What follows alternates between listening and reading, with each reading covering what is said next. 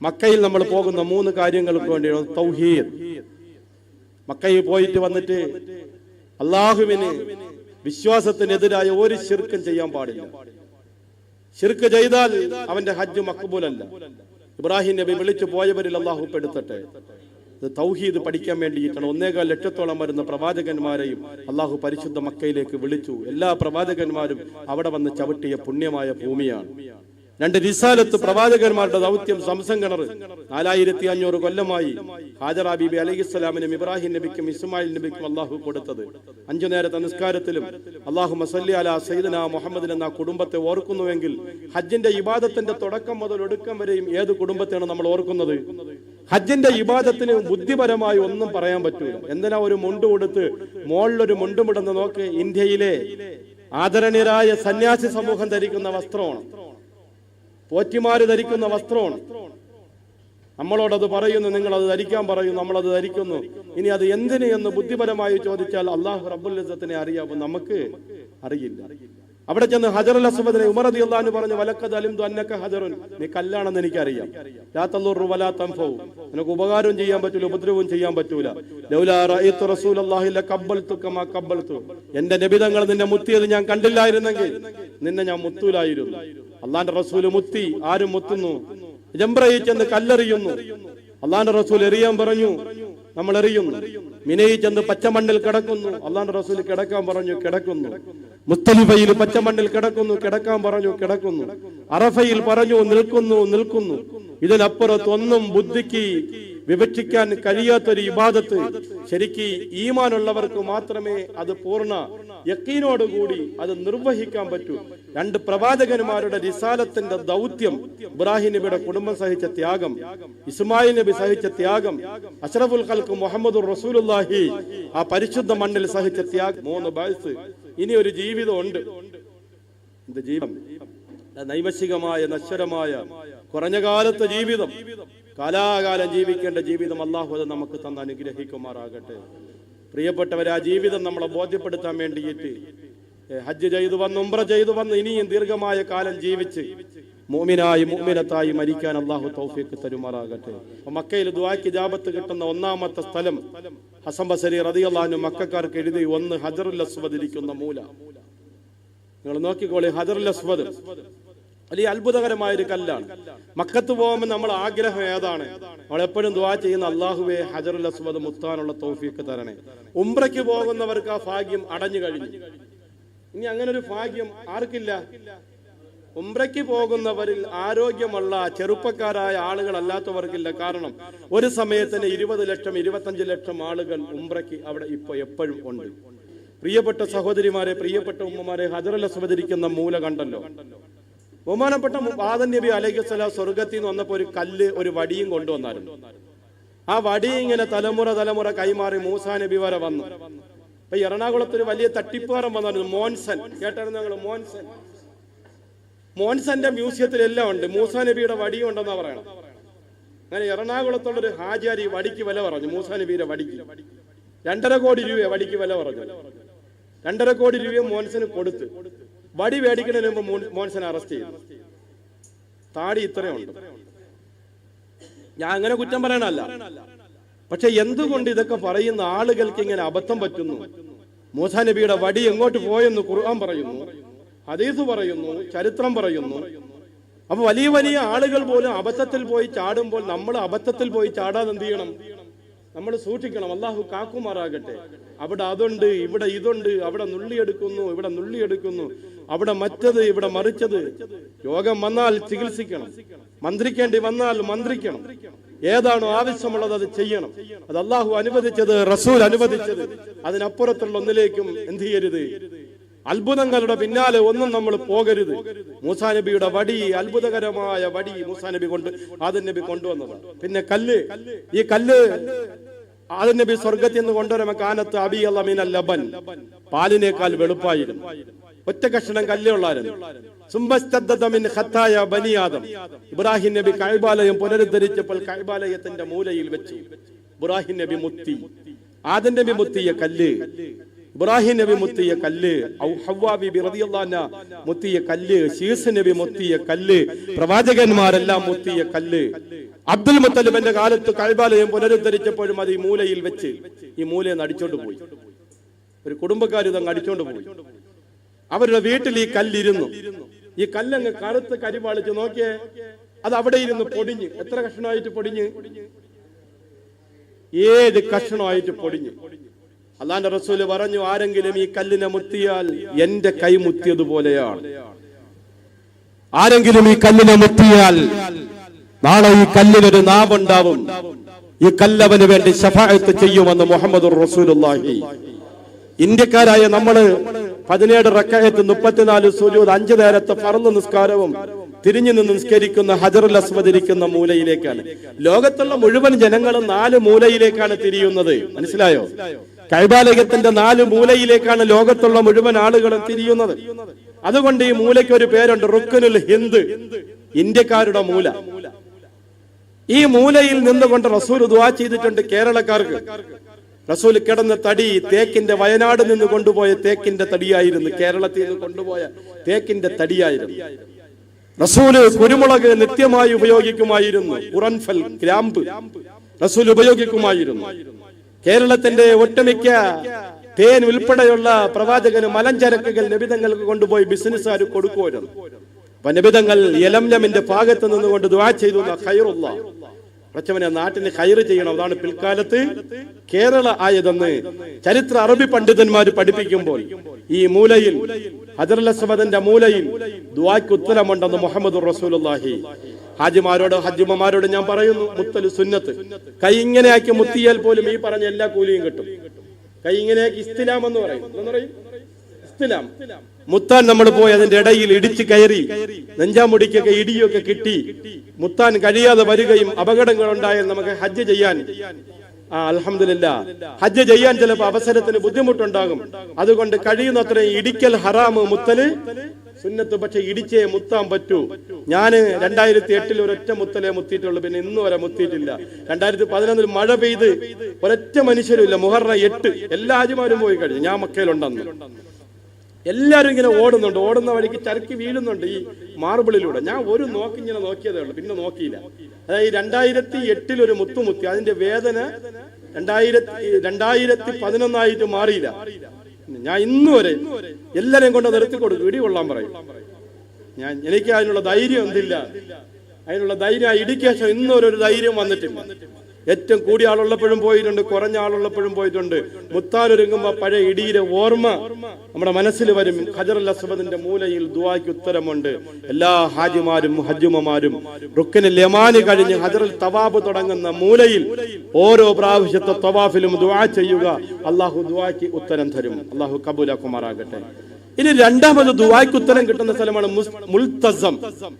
നിങ്ങൾ ശ്രദ്ധിച്ച് നോക്കുകയും കേൾക്കുകയും ചെയ്തു. ഇവിടെ നിന്ന് കണ്ടുപോകുന്നത് കൊണ്ട് നിങ്ങൾക്ക് അവിടെ ചെല്ലുമ്പോൾ ഉള്ള പ്രശ്നം എന്താണെന്നറിയാമോ? അമീർ മുമ്പേ പോകും. ഈ അമീറിന്റെ ബാക്കിൽ നിന്ന് പോണവർ നോക്കണം എങ്ങോട്ടാണെന്ന് അറിയാമോ? ഇല്ലെങ്കിൽ എങ്ങനെയാണെന്നറിയാമോ? ഇങ്ങനെ പോകും. അമീർ അവിടെ ചെല്ലുമ്പോൾ അമീറിന്റെ പിറകെ ആള് ഈ വായു നോക്കി ഇങ്ങനെ എല്ലാം എന്ത് ചെയ്യും? വേറെ ഏതെങ്കിലും ഇതേപോലത്തെ ഷാള് കാണും, അതിന്റെ കൂടെ ചെല്ലും. അവിടെ ചെന്ന് നോക്കുമ്പോൾ സുബൈദാത്തായ കാണാനില്ല, ആരിഫാത്തായ കാണാനില്ല, സലീം മുസ്ലിയാരെ കാണാനില്ല, ആരെയും കാണാനില്ല. അല്ലോ ഇത് പാകിസ്ഥാനികളാണല്ലോ. പിന്നെ അവിടെ കിടന്ന് അഞ്ചലടിയായി വിളിയായി. ഈ തെറ്റിപ്പോണ എല്ലാം ഇങ്ങനെ നോക്കി പോണതാണ്, വടക്കോട്ട് നോക്കി പോണതാണ്. നേരെ ഗ്രൂപ്പിന്റെ കൂടെ പോകുന്ന അമീറിന്റെ പിറകിൽ നിന്ന് നോക്കിപ്പോയാൽ ഒരാൾക്കും എന്തേണ്ടി വരില്ല. പിന്നെ ചില സന്ദർഭങ്ങളിൽ തിക്ക് തിരക്കുകൾ ചിലപ്പോഴും എന്ത് ചെയ്യും? തെറ്റിപ്പോ. അള്ളാഹു കാക്കുമാറാകട്ടെ.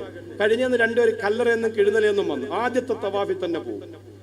നേരെ അവർ രണ്ടുപേരും തമ്മിൽ നാത്തൂനും നാത്തൂനുമാണെന്ന് തോന്നുന്നു. ഒരാൾ വടക്കോട്ടും പിടിക്കും, ഒരാൾ തെക്കോട്ടും പിടിക്കും. ഭർത്താവ് കൂടെയുണ്ട്. നേരെ വന്ന് തവാഫൊക്കെ കഴിഞ്ഞ് വന്ന് നല്ലതുപോലെ ആഹാരമൊക്കെ കഴിച്ചിട്ട് അവിടെ ഇരുന്ന് മോളെ വിളിക്കും. ഉമ്മായും മറ്റേ സ്ഥലം കാണാൻ വേണ്ടി ഇറങ്ങിയിരിക്കുകയാണ്. ഉടനെ ഉമ്മ ഇവിടെ നിന്ന് ഫോൺ വിളിക്കും. ഓടിപ്പോയി അവരെ പിടിച്ചോണ്ട് അവസ്ഥാതെയാണ്. ആദിൽ സാഹിബിന് ഓർമ്മയുണ്ടല്ലോ. പാവ ആദിൽ സാഹിബ് അങ്ങോട്ടും ഇങ്ങോട്ടും കിടന്നു. ഞാനങ്ങൂല, എനിക്കറിയാം ഇനി വരുമെന്ന്. എനിക്കതറിയാം. ഇദ്ദേഹത്തിന് ഇരുത്തം വരൂല. ഇദ്ദേഹം ഓടും. ആ സമയത്ത് തന്നെ എന്ത് ചെയ്യും? ഇദ്ദേഹം ഓടും. ഒരു 3 ദിവസം ആയപ്പോ ഞാൻ പറഞ്ഞേ, അവര് പോണെങ്കിൽ പൊയ്ക്കോട്ടെ, പക്ഷെ നിങ്ങൾ ആഹാരം കഴിച്ചിട്ട് എങ്ങോട്ട് വിളിക്കണ്ട, നാട്ടിലേക്ക് വിളിക്കേണ്ട. അവരിഞ്ഞ് വരുമ്പോ ഇൻഷാ അല്ലാഹ് ഹാജറ ബീബി അലൈഹിസ്സലാമിനെ വിട്ടിട്ട് പോകാൻ നേരത്ത് ഇബ്രാഹിം നബിയുടെ അടുത്ത് ചോദിച്ച് ആരെ ഏൽപ്പിച്ചിട്ടാ പോണെന്ന് ചോദിച്ചു. ഇങ്ങനെ കാണിച്ചു. ആരെ? അള്ളാഹയെ ഏൽപ്പിച്ചിട്ടാ പോണെന്ന് പറഞ്ഞു. നമ്മൾ ഒരിക്കലും അവിടെ ചെന്ന് വഴിതെറ്റി നമുക്ക് ഒന്നും പറ്റൂല, ഒരപകടവും പറ്റൂല. നിങ്ങൾ ആരും അങ്ങനെ ഒന്നും വിഷമിക്കണ്ട. ഈ 1 മണിക്കൂറിൽ കാണാൻ പോയി എപ്പോഴും പോലെ ഹറമിന്റെ ഉള്ളിലേക്ക് പോയാൽ മതി. പോയി കുറച്ച് സംസം വെള്ളം എടുത്ത് കുടിച്ച് നേരെ പോയി അവിടെ പോയി നിസ്കരിച്ച് ഖുർആൻ ഓതി അവിടെ ഇരിക്കുക. അടുത്ത നിസ്കാരം കഴിയുമ്പോൾ വെളിയിലേക്ക് വരിക. എന്നിട്ട് ഗേറ്റ് നമ്പർ നോക്കുക, ഇന്ന ഗേറ്റിൽ കൂടെ ഇറങ്ങി. അവിടെ ഇറങ്ങിയിട്ട് ആ ഫോൺ നമ്പർ വെച്ചിട്ട് വിളിച്ചിട്ട് പറയുക, ഇന്ന ഗേറ്റ് ഞാൻ ഇപ്പോൾ ഉണ്ട്, പെട്ടെന്നൊന്ന് ആളിന് കൂട്ടിക്കൊണ്ട്. ഒരിക്കലും ഹറമിന് വെളിയിലിറങ്ങിയ വെളിയിലോട്ട് പോകരുത്, എപ്പോഴും ഇങ്ങോട്ട് തന്നെ കയറണം, അകത്തോട്ട് തന്നെ എപ്പോഴും കയറിയേക്കണം. അത് മാത്രം നിങ്ങൾ സൂക്ഷിച്ചാലും മതി. അള്ളാഹു സ്വീകരിക്കുമാറാകട്ടെ. മുൽത്തസം നോക്ക്, ഈ കെട്ടിനാണ് മുൽത്തസം എന്ന് പറയുന്നത്. അവിടെ ഇങ്ങനെ നെഞ്ച് ഇങ്ങനെ ചെന്നിട്ട് ഇങ്ങനെ വെക്കണം, ഇങ്ങനെ വെച്ചിട്ട് അവിടെ ദുആ ചെയ്യണം. ആ സ്ഥലമൊന്നും അധികം ആളുകൾ കരഞ്ഞുകൂടാത്തത് കൊണ്ട് അവിടെ വലിയ തള്ളില്ല. കാരണം അത് അധികം ആളും പരിചയപ്പെടാത്ത സ്ഥലമാണ്. അല്ലാഹുവിന്റെ റസൂൽ അങ്ങനെ നെഞ്ചു വെച്ച് ദുആരക്കാരുണ്ടായിരുന്നു എന്ന് പുണ്യ തിരുമേനി മുഹമ്മദ് മുസ്തഫ. നിങ്ങൾ എല്ലാവരും പോകുന്നവർ, പോകാൻ തൗഫീഖ് കിട്ടുന്നവർ എല്ലാവരും മുൽത്തസമിൽ ദുആ ചെയ്യണം. അല്ലാഹു തൗഫീഖ് ചെയ്യട്ടെ. ഇനി മൂന്നാമത് ദുആക്ക് ഉത്തരം കിട്ടുന്ന സ്ഥലമാണ് ബാബു തൗബ. കഅബാലയത്തിന്റെ വാതിൽ നോക്കിയേ. ഇബ്രാഹിം നബി അലൈഹിസ്സലാം പണിഞ്ഞപ്പോൾ 2 വാതിലായിരുന്നു. അബ്ദുൽ മുത്തലിബ് പണിയുമ്പോൾ ഒരു വാതിൽ മാറ്റിയിട്ട് ഒരു വാതിൽ ഈ പൊക്കത്തിന് വെച്ചു. ആര് വന്നാലും അവരുടെ അനുവാദത്തോടു കൂടി അകത്ത് പ്രവേശിക്കാൻ പറ്റൂ. തുറക്കപ്പെടുന്ന സമയങ്ങളിൽ വിശിഷ്ട അതിഥികൾക്ക് മാത്രമാണ് അകത്ത് കയറാൻ പറ്റുന്ന ഈ വാതില. ഈ വാതിലിൽ പിടിച്ചുകൊണ്ട് ദുആരെന്നാൽ കഅബയുടെ ഹൽക്ക പിടിച്ചുകൊണ്ട് ദുആരെന്നാൽ ദുആയ്ക്ക് ഉത്തരമുണ്ടെന്ന് സയ്യിദുനാ മുഹമ്മദ് മുസ്തഫ. കഅബാലയത്തിന്റെ വാതിൽ പിടിച്ച് ബാബു തൗബ എന്ന് പറയുന്ന എല്ലാ പാപങ്ങളും അല്ലാഹു പൊറുക്കപ്പെടും. എല്ലാ സഹോദരന്മാരും സഹോദരിമാരും ഭാര്യ ഭർത്താക്കന്മാരും പോകുന്നവർ ഒരുമിച്ച് പോയിട്ട് ഭാര്യ ആദ്യം തള്ളിക്കയറ്റി പിടിപ്പിക്കുക. ഇനി ഭർത്താവ് പൊക്കം കുറഞ്ഞ ആളാണെങ്കിൽ ഭാര്യ ഭർത്താവിനെ എടുത്ത് പൊക്കി ഒന്ന് പിടിപ്പിക്കുക. അങ്ങനെ കുറച്ചുപേര് ഒരുമിച്ച് പോയി കഴിഞ്ഞാൽ വാതിൽ പിടിച്ച് ദ്വാരെന്ന് വരാം. ഒരു രാത്രി 10 മണിയൊക്കെ കഴിഞ്ഞ് പോയാൽ നമുക്ക് ഇൻഷാ അല്ലാഹ് വാതിൽ പിടിക്കാൻ കഴിയും. അല്ലാഹു തൗഫീഖ് ചെയ്യട്ടെ. ഇനി ദുആയ്ക്ക് ഉത്തരം കിട്ടുന്ന സ്ഥലമാണ് ഹിജ്ർ ഇസ്മായിൽ. നോക്ക്, അബ്ദുൽ മുത്തലിബ് കഅബാലയം പുനരുദ്ധരിക്കുമ്പോൾ ഹലാലായ പൈസ കൊണ്ട് കഅബാലയം പണിയോളെന്ന് പറഞ്ഞു. കള്ളൂടിയന്റെ പൈസ വേണ്ട, പലിശക്കാരന്റെ പൈസ വേണ്ട, അങ്ങനെയൊന്നുള്ള ഒരു പൈസയും വേണ്ട. അങ്ങനെയുണ്ട് മൊത്തത്തിൽ കെട്ടി നോക്കുമ്പോൾ ഹലാലായ പൈസ തികയുന്നില്ല. ഇത്രയും സ്ഥലം ബാക്കിയിട്ട് ഇവിടെയാണ് ഹാജറ ബീവി അലൈഹി ഇസ്ലാം ഇസ്മായിൽ നബിയെ കിടത്തിയിട്ട് പോയത്. അതുകൊണ്ടാണ് ഈ സ്ഥലത്തിന് ഹിജ്ർ ഇസ്മായിൽ എന്ന് പേര് കിട്ടിയത്.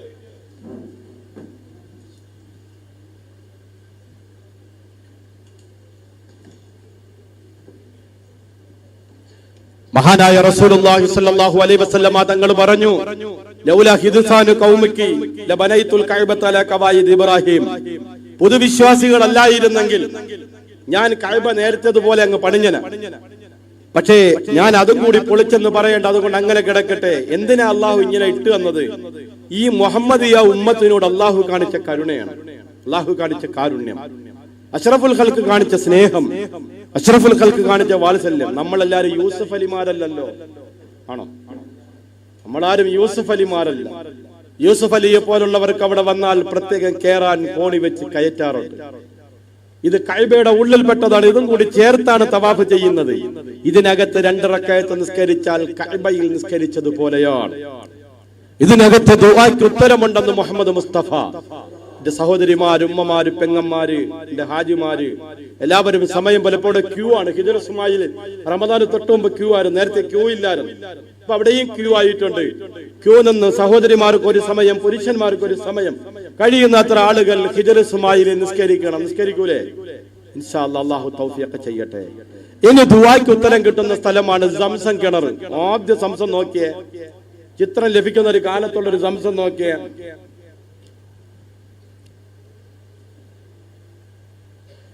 സാധാരണ പണ്ടത്തെ നമ്മുടെ കിണറ്റിൽ നമ്മുടെയൊക്കെ കുളങ്ങൾ ചുറ്റി കെട്ടുന്നത് പോലെ ചുറ്റിക്കെട്ടി വേലി വെച്ച് ഒരു ഹാജിയാർ വെള്ളം കോരുന്ന ഒരു രംഗം കാണാം. ഒരു അഫ്ഗാനിയായ ഹാജിയാണെന്ന് തോന്നുന്നു. നോക്കിയേ, ആ കാലത്ത് സംസം കിണറാണ്. കോരി തൊട്ടിയും കയറും ഒക്കെ ഇട്ട് കോരി ഒതുകൊടുത്തവർ ഇന്നും ജീവിച്ചിരിക്കുന്നുണ്ട്. സംസം കിണറ്റിൽ നിന്ന് തൊട്ടിയും കയറും കെട്ടി വെള്ളം കോരി എടുത്തവർ ഇന്നും നമ്മുടെ നാടുകളിലുണ്ട്. അടുത്ത സമയത്താണ് ഈ മാറ്റങ്ങളെല്ലാം വന്നത്. അതിനുശേഷമുള്ള സംസം കിണർ നോക്കിയേ. അതിനുശേഷം ഇങ്ങനെ മത്താവിന്റെ അടിയിലേക്ക് ഇങ്ങനെ ഇറങ്ങിപ്പോകാമായിരുന്നു. ഗ്ലാസ് ഇട്ടിട്ടുണ്ടായിരുന്നു. അപ്പോഴും കോരുകയും എടുക്കുകയും കാണുകയൊക്കെ ചെയ്യാമായിരുന്നു. ഇപ്പോഴത്തെ സംഭവം നോക്കിയേ, നികത്തി കഴിഞ്ഞു. നോക്കിയേ, ഞാൻ പറഞ്ഞുതരാം. ഇപ്പൊ നമുക്ക് ഈ സംസം അറിയാം. നോക്കിയേ, ഇപ്പോഴത്തെ സംസം കിണറാണ്. അത്ഭുതകരമായ ഒഴുക്കാണ് കാണുന്നത്. ഒരു സെക്കൻഡിൽ 8000 ലിറ്റർ വെള്ളം പമ്പ് ചെയ്യുന്നുണ്ട്. എത്ര? ഒരു സെക്കൻഡിൽ 8000 ലിറ്റർ വെള്ളമാണ് സംസം കിണറ്റിൽ നിന്ന് പമ്പ് ചെയ്യുന്നത്. എത്ര? 8000 ലിറ്റർ വെള്ളമാണ്. എങ്കിലല്ലേ ഇത്രയും കൊടുത്തെത്തിക്കാൻ പറ്റൂ. ഇങ്ങനെ 2 മോട്ടർ, വലിയ ഫുൾ പവറുള്ള 2 മോട്ടർ 24 മണിക്കൂറും പമ്പ് ചെയ്തുകൊണ്ടിരിക്കുകയാണ്. ഈ റബീഉൽ അവ്വൽ വരെ ആയപ്പോൾ ഈ കൊല്ലം 2.5 കോടി ആളുകൾ ഉംറ ചെയ്തു. എത്ര?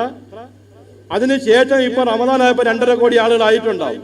ഹജ്ജിന് 30 ലക്ഷം ആളുകൾ.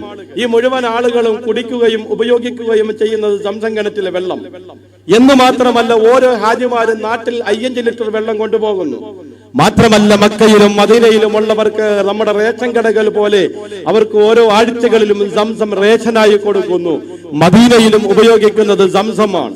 ഹൗദുൽ കൗസറിലെ വെള്ളത്തിലേക്കാൾ സംസം വെള്ളത്തിന് ശ്രേഷ്ഠതയുണ്ടെന്ന് മുഹമ്മദ് മുസ്തഫ. സംസം വെള്ളത്തിന്റെ ശ്രേഷ്ഠത കഴിഞ്ഞിട്ടാണ് ഹൗദുൽ കൗസറിലെ വെള്ളത്തിന്റെ ശ്രേഷ്ഠത. മാഉ സംസമു ലിമാ ശുരിബ. സംസം വെള്ളം എന്ത് നെയ്യത്തിൽ കുടിച്ചോ ആ നെയ്യത്ത് അല്ലാഹു അങ്ങനെ തന്നെ നടത്തി തരുമെന്ന് മുഹമ്മദ് മുസ്തഫ. പ്രിയപ്പെട്ട സഹോദരിമാരെ, പ്രിയപ്പെട്ട ഉമ്മമാരെ, ഏറ്റവും ശ്രേഷ്ഠമായ വെള്ളം റസൂലുള്ളാഹിയുടെ തൃക്കരങ്ങളിലൂടെ ഒഴുകി വന്ന പ്രിയപ്പെട്ടവരെ, ഹുദൈബയിലെ കിണറ്റിലെ വെള്ളമാണ്, ബൈഅത്തുൽ റിദ്വാനിലെ വെള്ളമാണ്. ഇന്ന് ആ വെള്ളം കിട്ടാനില്ല. അത് കഴിഞ്ഞാൽ പിന്നെ ഏറ്റവും ശ്രേഷ്ഠമായ വെള്ളം സംസം വെള്ളമാണ്. അത് കഴിഞ്ഞാലാണ് ഹൗദുൽ കൗസറിലെ വെള്ളം. അഷ്റഫുൽ ഖൽഖായ നബി തങ്ങൾ ദുആ ചെയ്യുന്നത്, അല്ലാഹുവേ, ഈ സംസമിന്റെ ബറക്കത്ത് കൊണ്ട് ഞാൻ എല്ലാവരെയും കുടിപ്പിക്കുമ്പോൾ എന്റെ കൈ കൊണ്ട് എനിക്ക് ഹൗദുൽ കൗസർ കുടിക്കാൻ തൗഫീഖ് താ അല്ലാഹ്. ഏതിന്റെ ബറക്കത്ത് കൊണ്ട്? സംസമിന്റെ ബറക്കത്ത് കൊണ്ട്. ഇങ്ങനെയാണ് ദുആ ചെയ്യുന്നതെങ്കിൽ ഈ കിണറിനടുത്ത് ദുആയ്ക്ക് ഉത്തരവുണ്ട്. ഈ കിണർ ഇപ്പൊ നമുക്ക് എങ്ങനെ കണ്ടുപിടിക്കാമെന്ന് നോക്കാം. നോക്കിയേ, കഅബയുടെ വാതിലിൽ നോക്കിയേ.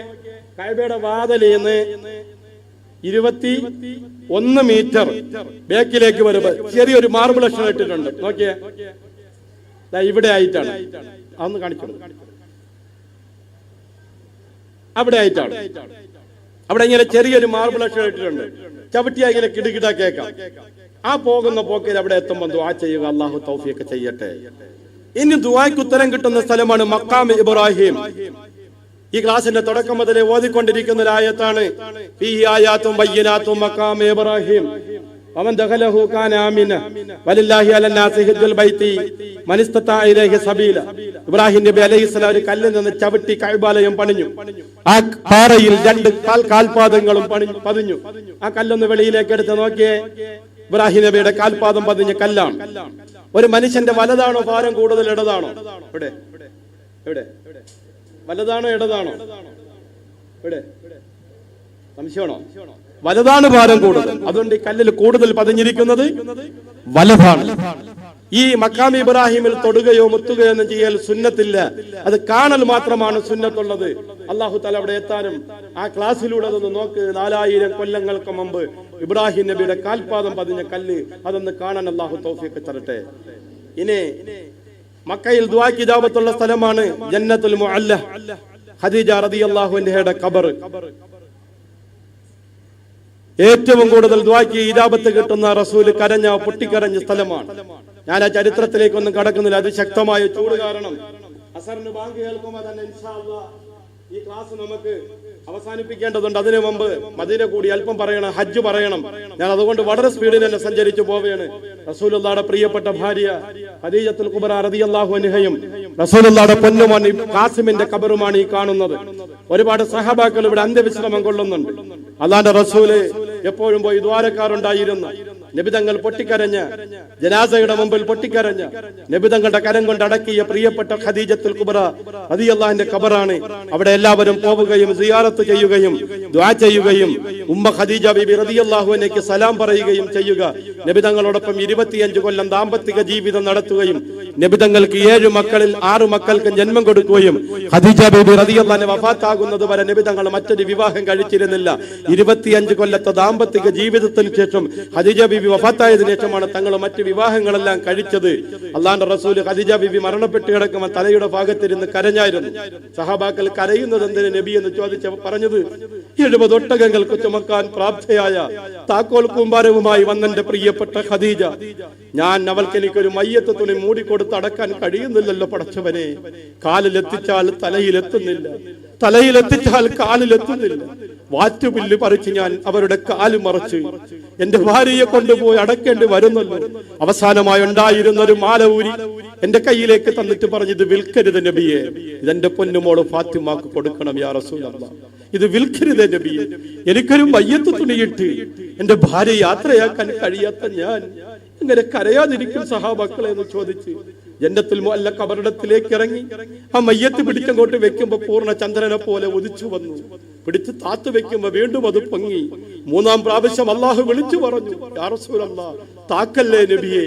ആ ഖദീജത്തുൽ കുബ്ര റളിയല്ലാഹുവിന്റെ ഖബർ സ്ത്രീകളിൽ ഏറ്റവും ശ്രേഷ്ഠവതിയാണ് മഹദിയായ ഖദീജത്തുൽ കുബ്ര. ആ ഉമ്മാരുടെ അടുത്ത് എത്താൻ അള്ളാഹു തൗഫീഖ് തരട്ടെ, അവിടെ പോയൊരു സലാം പറയാൻ തൗഫീഖ് തരട്ടെ. ഇനി പ്രിയപ്പെട്ട സഹോദരന്മാരെ, സഹോദരിമാരെ, ഉമ്മമാരെ, ദുആക്ക് ഇജാബത്ത് കിട്ടുന്ന സ്ഥലമാണ്, നമ്മൾ പോയി കണ്ടിരിക്കേണ്ട സ്ഥലമാണ് ജബലുൻ നൂർ, മക്കയിലെ ജബലുൻ നൂർ. 1 മണിക്കൂറും 20 മിനിറ്റും കയറിയാലാണ് അതിന്റെ മുകളിൽ നേരത്തെ എത്തുന്നത്. ഇപ്പൊ ഞങ്ങൾ ഈ റമദാന് ചെല്ലുമ്പം ഹൈവേ പോലത്തെ റോഡായി ജബലുൻ നൂറിലേക്ക്, ഹൈവേ പോലത്തെ റോഡ് ജബലുൻ നൂറിലേക്ക് നേരെ നടന്ന് മലയുടെ മുക്കാഭാഗം നേരെ കയറ്റമില്ലാതെ ആർക്കും പോകാം. നേരത്തേക്ക് ഹെലികോപ്റ്റർ വിളിച്ചെങ്കിലേ പോകാൻ പറ്റുള്ളായിരുന്നു, ഇപ്പൊ നേരെ അങ്ങ് നടന്നു പോകാം. അല്ലാഹുവിന്റെ റസൂൽ 40 വയസ്സുള്ളപ്പോൾ ജബലുൻ നൂർ എന്ന മലയിൽ ഏകനായി ഇരിക്കുമ്പോൾ ബഹുമാനപ്പെട്ട മലക്ക് ജിബ്രീൽ അലൈഹിസ്സലാം പറന്നിറങ്ങിയ മലയാണ്. പ്രവാചകൻ ഒരൊറ്റ പ്രാവശ്യം മാത്രമേ ജിബ്രീൽ അങ്ങനെ വന്നിട്ടുള്ളൂ, അത് ജബലുൻ നൂറിലാണ്. അള്ളാഹു അവിടെ എത്താനും കാണാനും തൗഫീഖ് തരട്ടെ. എല്ലാവരും പോയി കാണണം. നമ്മുടെ ഉമ്മ ഖദീജ റളിയല്ലാഹു അൻഹ ദിവസം 2 പ്രാവശ്യം റസൂലുള്ളാഹിക്ക് പാലുമായി പോകുമായിരുന്നു. അവിടെ ചെല്ലുമ്പം ഭാര്യ ഭർത്താക്കന്മാര് തമ്മിലുള്ള ബന്ധമൊക്കെ ഓർമ്മ വരും, സ്നേഹമൊക്കെ ഓർമ്മ വരും. ഞാൻ കഴിഞ്ഞേന് ദ്വാരന്നായിരുന്നു, അള്ളാഹുവേ ഈ ഭാര്യമാരെ തന്നെ ഞങ്ങൾക്ക് നാളെ പരലോകത്ത് ഭാര്യമാരായി തരണേ അള്ളാഹുവേ. ആ സമയത്ത് ഒരു ഹാജിയാർ ഒരു കണക്കിന് ആമീൻ പറയണില്ല. ചോദിച്ചപ്പോഴാ പറഞ്ഞ ഇവിടെ തന്നെ അനുഭവിച്ചിട്ട് മതിയായി, ഇനി സ്വർഗത്തിലും കൂടെ കൊണ്ടുപോയി അനുഭവിക്കണമെന്നാണ് ഉസ്താദ് പറയണത്. അതിട്ടില്ല ആമീൻ. ഒരു ഉപ്പാപ്പായും ആമീൻ പറയണില്ല, ഒരു ഉമ്മാമായും പറയുന്നില്ല. ചോദിച്ചപ്പോ രണ്ടും കക്ഷികൾ എവരാ. അപ്പൊ അങ്ങനെ അവരും ഖദീജ റളിയല്ലാഹു അൻഹ നബിതങ്ങളും തമ്മിലുണ്ടായിരുന്ന സ്നേഹവും വാത്സല്യവും അവിടെ ചെല്ലുമ്പോൾ നമുക്ക് അത് അരക്കിട്ടുറപ്പിക്കാൻ തൗഫീഖ് തരട്ടെ. അവര് മരിച്ച ദിവസം വരുമ്പോൾ റസൂൽ ഒട്ടകത്തിനെ അറുക്കോരുന്നു, സഞ്ചികളിലാക്കിയിട്ട് കൂട്ടുകാരെ വീട്ടിൽ കൊണ്ടുപോയി കൊടുത്തിട്ട് പറയും, എന്റെ ഖദീജ ബീവി മരിച്ച ദിവസമാണ്, നിങ്ങൾ ദ്വാരക്കണം. ആയിഷ ബീവി പറയണ, എനിക്ക് ആരോടും ഇത്രയും കോപം ഇല്ലായിരുന്നു, ഖദീജ ബീവിയോടെ ഉള്ളത്. എന്ത് പറഞ്ഞാലും ഖദീജായ പറയാത്ത ഒരു ദിവസവും ഇല്ല, അതിന്റെ അത്ര നല്ലത് വേറെ ഒന്നും ഇല്ലായിരുന്നു തങ്ങൾ പറയും. അതുകൊണ്ട് എനിക്ക് ഏറ്റവും ദേഷ്യം ആരെടുത്തായിരുന്നു. അപ്പൊ റസൂല് പറഞ്ഞു, കാനത്ത് അവളായിരുന്നു പെണ്ണ്, അവളായിരുന്നു ഒരു പെണ്ണ്. അതുപോലത്തെ ഒരു പെണ്ണിനെ ഭൂമി പെറ്റിട്ടില്ല, ഇതുപോലത്തെ ഒരു പെണ്ണിനെ ഭൂമി കണ്ടിട്ടില്ല എന്ന് റസൂല് പറഞ്ഞു എന്നാ. അള്ളാഹു താല അവിടെ ചെല്ലാനും കാണാനും ഒക്കെ അള്ളാഹു തൗഫീഖ് തരട്ടെ. പ്രിയപ്പെട്ടവരെ, ഇനി ദുആക്ക് ഉത്തരം കിട്ടുന്ന സ്ഥലമാണ് ഓർ സൗർ. നബി സല്ലല്ലാഹു അലൈഹി വസല്ലം തങ്ങള് മദീനയിലേക്ക് പോകുമ്പം ഒളിച്ചിരുന്ന മല. തിങ്കളാഴ്ച ദിവസം റസൂലുള്ളാഹി ഇറങ്ങി. നിങ്ങളെ നേരത്തെ കാണിച്ചെന്ന ബാബു സലാമിന്റെ അവിടെ ചെല്ലുമ്പോൾ അലിയാർ തങ്ങളെ വീട് അവിടെയുണ്ട്. അവിടെ നിന്ന് ഇറങ്ങി തിങ്കളാഴ്ച വന്ന അബൂബക്കർ സിദ്ദീഖിനെയും വിളിച്ചോണ്ട് പോയി ഓർ സൗറിൽ ഇരുന്ന് തിങ്കൾ, ചൊവ്വ, ബുധൻ 3 ദിവസം അവിടെ ഇരുന്ന് 4-ാമത്തെ ദിവസം വ്യാഴാഴ്ച അവിടെ നിന്ന് ഇറങ്ങി. വ്യാഴാഴ്ച ഇറങ്ങി വ്യാഴാഴ്ച നടന്ന് നേരെ തിങ്കളാഴ്ച മദീനയിലെത്തി. തങ്ങൾ അനുഭവിച്ച ത്യാഗം, കഷ്ടപ്പാട്, ബുദ്ധിമുട്ട്, തങ്ങളുടെ നിലവിളി, അബൂബക്കർ സിദ്ദീഖിനെ പാമ്പ് കടിച്ചത്, പട്ടിണി, പരിവട്ടം, വിഷമം, പ്രയാസം, ശത്രുക്കൾ വന്ന് തലയ്ക്കും പാട്ട് നിൽക്കുന്നു. അബൂബക്കർ സിദ്ദീഖ് ഈയല് പോലെ വിറയ്ക്കുന്നു. വിറയ്ക്കേണ്ട അബൂബക്കർ, അള്ളാഹു കാക്കും, അള്ളാഹു കാക്കും. അവിടെ നിന്ന് ഇറങ്ങി 450 കിലോമീറ്റർ ശത്രുക്കളുടെ വലയത്തിന്റെ ഉള്ളിലൂടെ മദീനയിലേക്ക് പോയ ഹബീബ് മുഹമ്മദ് മുസ്തഫ. അള്ളാഹു തആല അവിടെ ചെല്ലാനും ആ ചരിത്രങ്ങൾ ഓർമ്മിക്കാനും അള്ളാഹു തൗഫീഖ് തരട്ടെ. ഇനി ദുആക്ക് ഉത്തരം കിട്ടുന്ന സ്ഥലങ്ങൾ അറഫയും മിനയും മുസ്തലിഫയും ജംറയുമാണ്. ഞാനത് ഇൻഷാ അല്ലാഹ് ഹജ്ജിലേക്ക് പ്രവേശിക്കുകയാണ്. എന്റെ പ്രിയപ്പെട്ട സഹോദരന്മാർ ശ്രദ്ധിച്ച് കേൾക്കുക. നമ്മൾ ഇവിടെ നിന്നെത്തി, മക്കയിലെത്തി, ഉംറയെല്ലാം കഴിഞ്ഞു, മക്കയിൽ വിശ്രമിച്ചു. ഇല്ലെങ്കിൽ മദീനയിലേക്ക് പോയി. മദീനയിൽ നിന്ന് 2 നിലയിലാണ് ഇഹ്റാം കെട്ടുന്നത്. ഹാജിമാര് കുറെ പേര് മദീനയിലേക്ക് പോകും.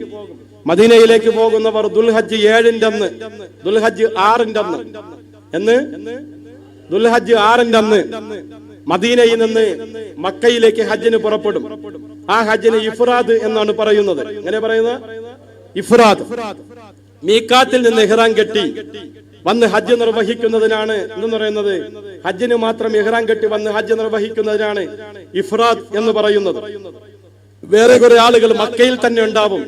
അവര് ഹറമിന്റെ ഉള്ളിൽ നിന്ന് തന്നെ ഇഹ്റാം കെട്ടി അവരെവിടേക്ക് പോകും? മിനയിലേക്ക് പോകും. അതിനാണ് മുത്തമത്തി എന്ന് പറയുന്നത്. മദീനയിൽ നിന്ന് നമ്മൾ നാട്ടിൽ നിന്ന് ഉംറയ്ക്ക് പോയതുപോലെ തന്നെ കുളിച്ച് ഹജ്ജിന്റെ ഇഹ്റാമിന്റെ കുളിക്കുന്നു എന്ന് പറഞ്ഞ് കുളിച്ച്, ഹറമിലുള്ളവർ ഹജ്ജിന്റെ ഇഹ്റാമിന്റെ കുളിക്കുന്നു എന്ന് പറഞ്ഞ് അവര് ഹറമിൽ നിന്ന് ഇഹ്റാം കെട്ടുന്നു. അല്ലാത്തവർ മദീനയിൽ നിന്ന് അബിയാർ അലി മീഖാത്തിലേക്ക് വരുന്നു. മീഖാത്തിന്റെ പേരെങ്ങനെയാണ്?